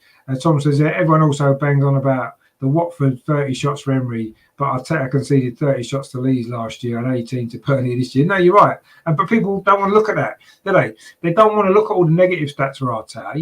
You start giving people, these Arteta fans, you start giving them negative stats to Arteta. They'll dismiss them. Oh no, well you're missing the point. You're missing the point. No, I'm not missing the point. The point is, statistically, he's going to end up one of our worst managers if this carries on. 13 defeats, as we said last year, 11 defeats already this year, probably going to end up with more than 13. And last year was a terrible season, where we were down to 15th at one point. And we're going to end up with as many defeats, if not more defeats this season. We're not scoring any goals. We're scoring less goals. We're conceding more goals. I mean, come on, what more evidence do you need that this isn't working? And the process, we're not progressing because we're not. But no, I totally agree with that, Tom. Yeah, you can't, and I've said this. People that are 100%, fans of Arteta are not Arsenal fans. They're not. If you're an Arsenal fan, you want what's best for Arsenal. Arteta isn't what's best for Arsenal. Absolutely, 100%, it isn't what's best for Arsenal. And if you want to support Arteta, that's fine. Support Arteta. And when he fucks off somewhere else, go and follow him. Go and support whatever team he goes to take over, because we don't want you, because you don't care enough about the club. If you're happy with this mediocrity, right? If that's what you're happy with, you're not an Arsenal fan as far as I'm concerned. You should want more. You should demand more because we're Arsenal, right? And that's it. And that's what I want. Robert says the injuries proved Arteta and Eddie are failures. Two schoolboys with a bag of all sorts picking their favourites. Yeah, that's sort of not a bad way of looking at it. Terry says, what was the stats against Brighton as well? First game. I don't know what all the stats. To be honest with you, stats don't really bother me anyway. It's results that matter. That's it. We've lost too many games. We're not winning enough games. We're not scoring enough goals. They're the only stats I'm worried about. And they don't stack up well for Arteta, do they, unfortunately. Tom says the problem is I don't trust the board to make the right decisions. I 100% agree with that. I don't either. As we were sat 15th last year for 5 games when Tuchel was unemployed and did nothing. Same with Conte in the summer. Yep, indeed. Tommy says, might buy my tickets on the exchange, get some money back. Yeah, maybe. Terry says, there, you hit the nail on the head. Richard, we're Arsenal. Exactly, we are Arsenal. And I don't care if people want to call me negative, people want to have a pop at me on Twitter and all these guys. I don't care, because to me, I know what Arsenal's worth. I know what Arsenal means. And this isn't it. This manager isn't it. This team isn't it. The people running the club, this isn't it. Right? We miss David Dean because David Dean cared about Arsenal. Right? You need people in charge of the club and the finances who care about Arsenal, want to make us successful, do the best business that we can do to make us as successful as we can. And we've not done that. We've not done that for a long time, right? And it's no surprise that since David Dean left in 2007, we've gone, and this is where we are now. And it's not all on Arteta, don't get me wrong. But as I said before, I don't care who the manager is. It's just an individual person. They come and go through the door, revolving doors at all football clubs. I don't care, right? The club are in a mess. He's the manager, so get rid of him. Let's get someone else in and try something else. This isn't working. It's not working, and that's it. If the next manager doesn't work, I'll say the same. I don't care, because who the manager is doesn't matter. Until we find the right man to take us forward, then that's it. And even then, it's only gonna be temporary, isn't it? Tommy says, I'm furious. To be fair, yeah, we all are. We were shit against Brighton. We were shit against Palace. We weren't very good today. We weren't very good against Liverpool the game before that, after they scored. Robert says, I think we should pay clubs to take half this team away. Yeah, and take Arteta. Burnley need a manager. This would be what Arteta should have done. He should have gone to a club like Burnley, learn how to become a manager. That evolution from being a coach to a manager. He should have learned that somewhere else, right? Made all the mistakes he's making with another club. Right, and if he learnt from that and got better and improved, then he could have come to Arsenal maybe in 5 years' time when he's got that experience behind him, and then say, look what I've done, I'm ready now. but he was greedy. He thought he was good enough, and he's not, and he's too stubborn to walk away. And he is. We're lumbered with him until the board sack him, and the board don't want to sack him because that's going to cost them too much money. And they're going to have to bring in a new manager who's going to want money spent, who's going to want to be back the same way Arteta's been back. They put themselves in his corner now, the board, actually. What can they do? Because if they bring in another manager and don't back him, the new manager say, well, hang on, you gave Arteta the players he wanted, you've got to do the same for me. Whoever that manager is, they've got to do it. And it's going to cost them too much money, so they won't. They'll stick with this fucking clown for eternity. Herman says it should not have to be that after an Arsenal game, you have to see your psychiatrist. How do you spell that? Well, it doesn't matter how you spell it. I'll get your point 100%. Tommy says, 100% David Dean made Wenger stay after he was booted out by those American pricks. Yeah. David Dean's the man that we miss, or somebody like that now. Obviously, David Dean's probably too old to come back in, but we need somebody who cares about the club making those decisions, who cares about the Arsenal being successful. Not who cares just about money, balance sheets, all this, that, and the other. Someone who cares and wants to make. I remember when David Dean first came in 1983, when he came onto the board, right? It took him a few years to get it right. He got George Graham, but he had the ideas to make Arsenal successful. In the same way, back in the day, Henry Norris, who owned the club, when he got Herbert Chapman involved in the 1920s, he wanted Arsenal to become the biggest club, and he made that happen. David Dean wanted Arsenal to become the most successful club. He made it happen. And now we've got cronkies who don't give a shit. And, this is where we are. That's all that, that's what it is. Robert says there, saying all this, we must try and give credit to those teams that are fighting to stay up in the Premier League. That determination is far greater than even Arteta can't comprehend such thinking yet. Tom says there, all Arteta has to do is show Burnley board Arsenal's attacking stats and they'll give him a job on the spot. Well, yeah, just take him. Just absolutely take him. Terry says that Home Bay are advertising for under 13s manager. Anyone know Arteta's mobile number? Well, I would say it's under 13s coach. He'd be good at that. Under 13s coach, he'd be perfect for that job. Put him forward, actually, Terry.